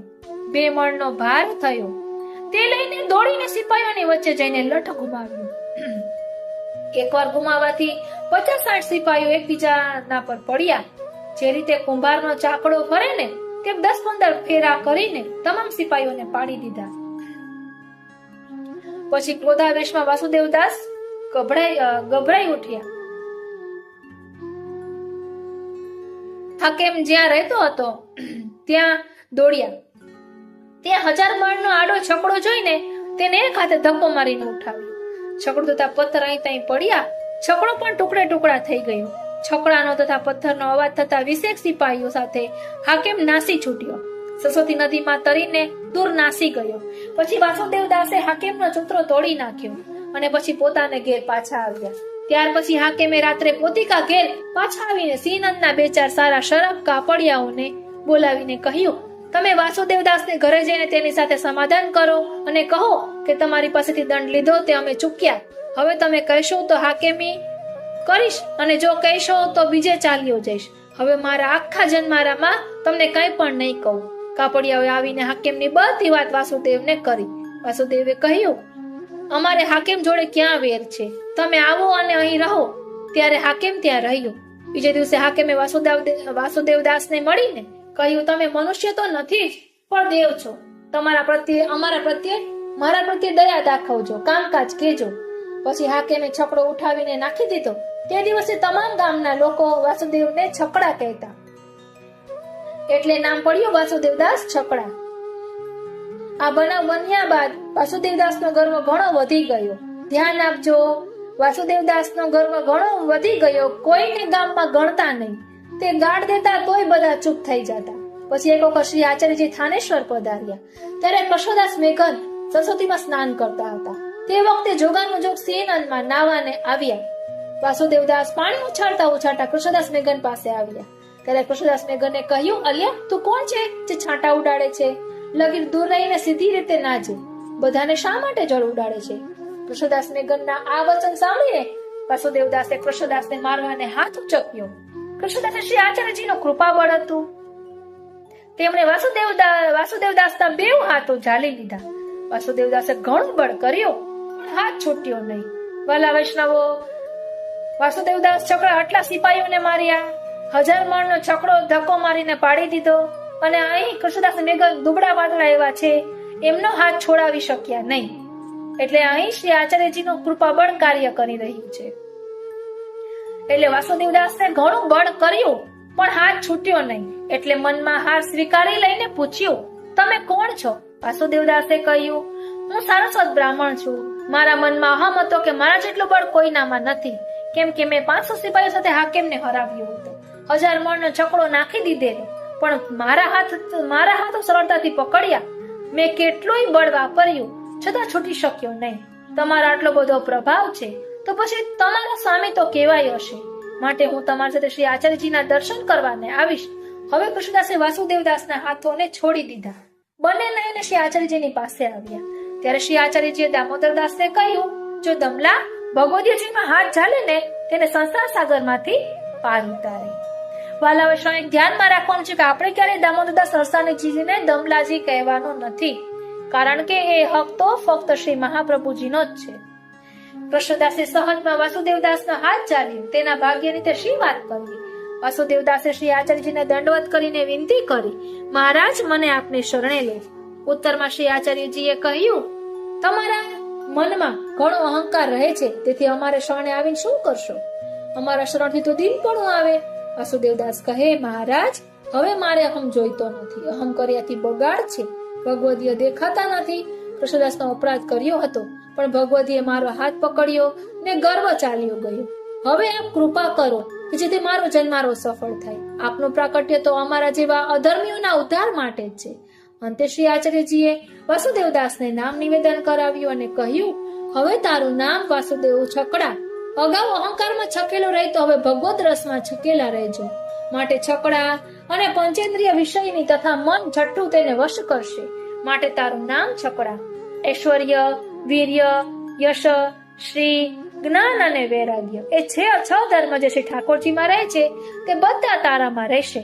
માટે તારું નામ છકડા. આમ શ્રી આચાર્યજીએ કૃપાવંત થઈને આશીર્વાદ આપીને સર્વ ધર્મ હૃદયમાં પધરાવ્યા. પછી વાસુદેવદાસ કહે, મહારાજ સિંહનંદમાં પધારો અને આપ મારા મા બાપને પણ શરણે લો. શ્રી આચાર્યજી કહે, અમારે સરસ્વતી નદી ઓળંગવી નથી, તેથી સિંહનંદ જઈએ નહીં. માટે જા, જેની સેવક બનવાની શ્રદ્ધા હોય તેને લઈ આવજે, પણ બીજાને કહેતો નહીં. પછી વાસુદેવદાસ શ્રી આચાર્યજીને દંડવત કરીને સિંહનંદમાં આવીને માતા પિતાને કહે, શ્રી વલ્લભાચાર્યજી થાનેશ્વર પધારેલા છે, તેથી તમે તેમના સેવક બનો.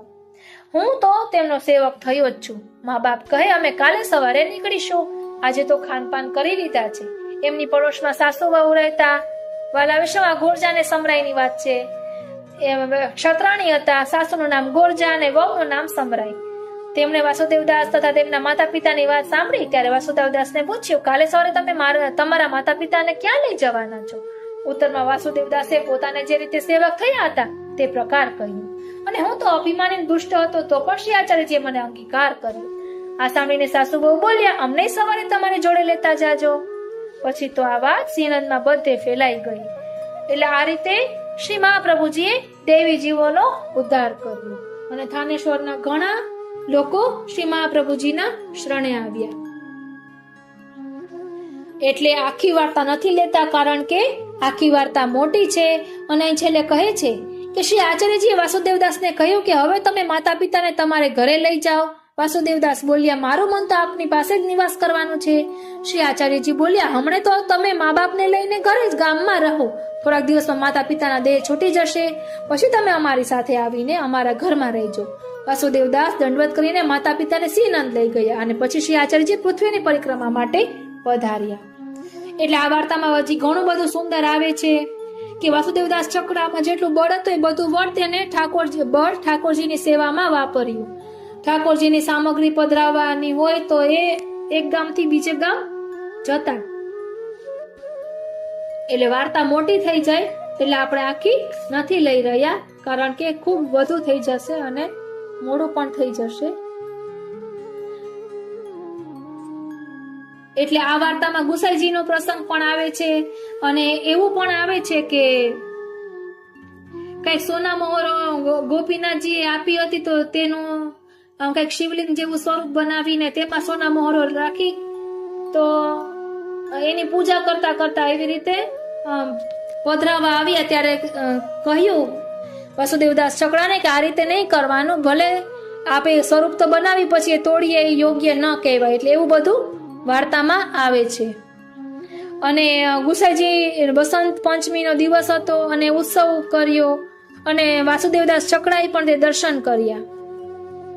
એ બધું આ વાર્તામાં આવે છે. એટલે વાસુદેવદાસ ચક્રા બધી સામગ્રી પોતાની પીઠ પર બાંધેલી છે તો ગુસાઈજી પ્રસન્ન થાય છે અને આપે ઉઠીને વાસુદેવદાસજીની પીઠ પરથી સામગ્રી લીધી.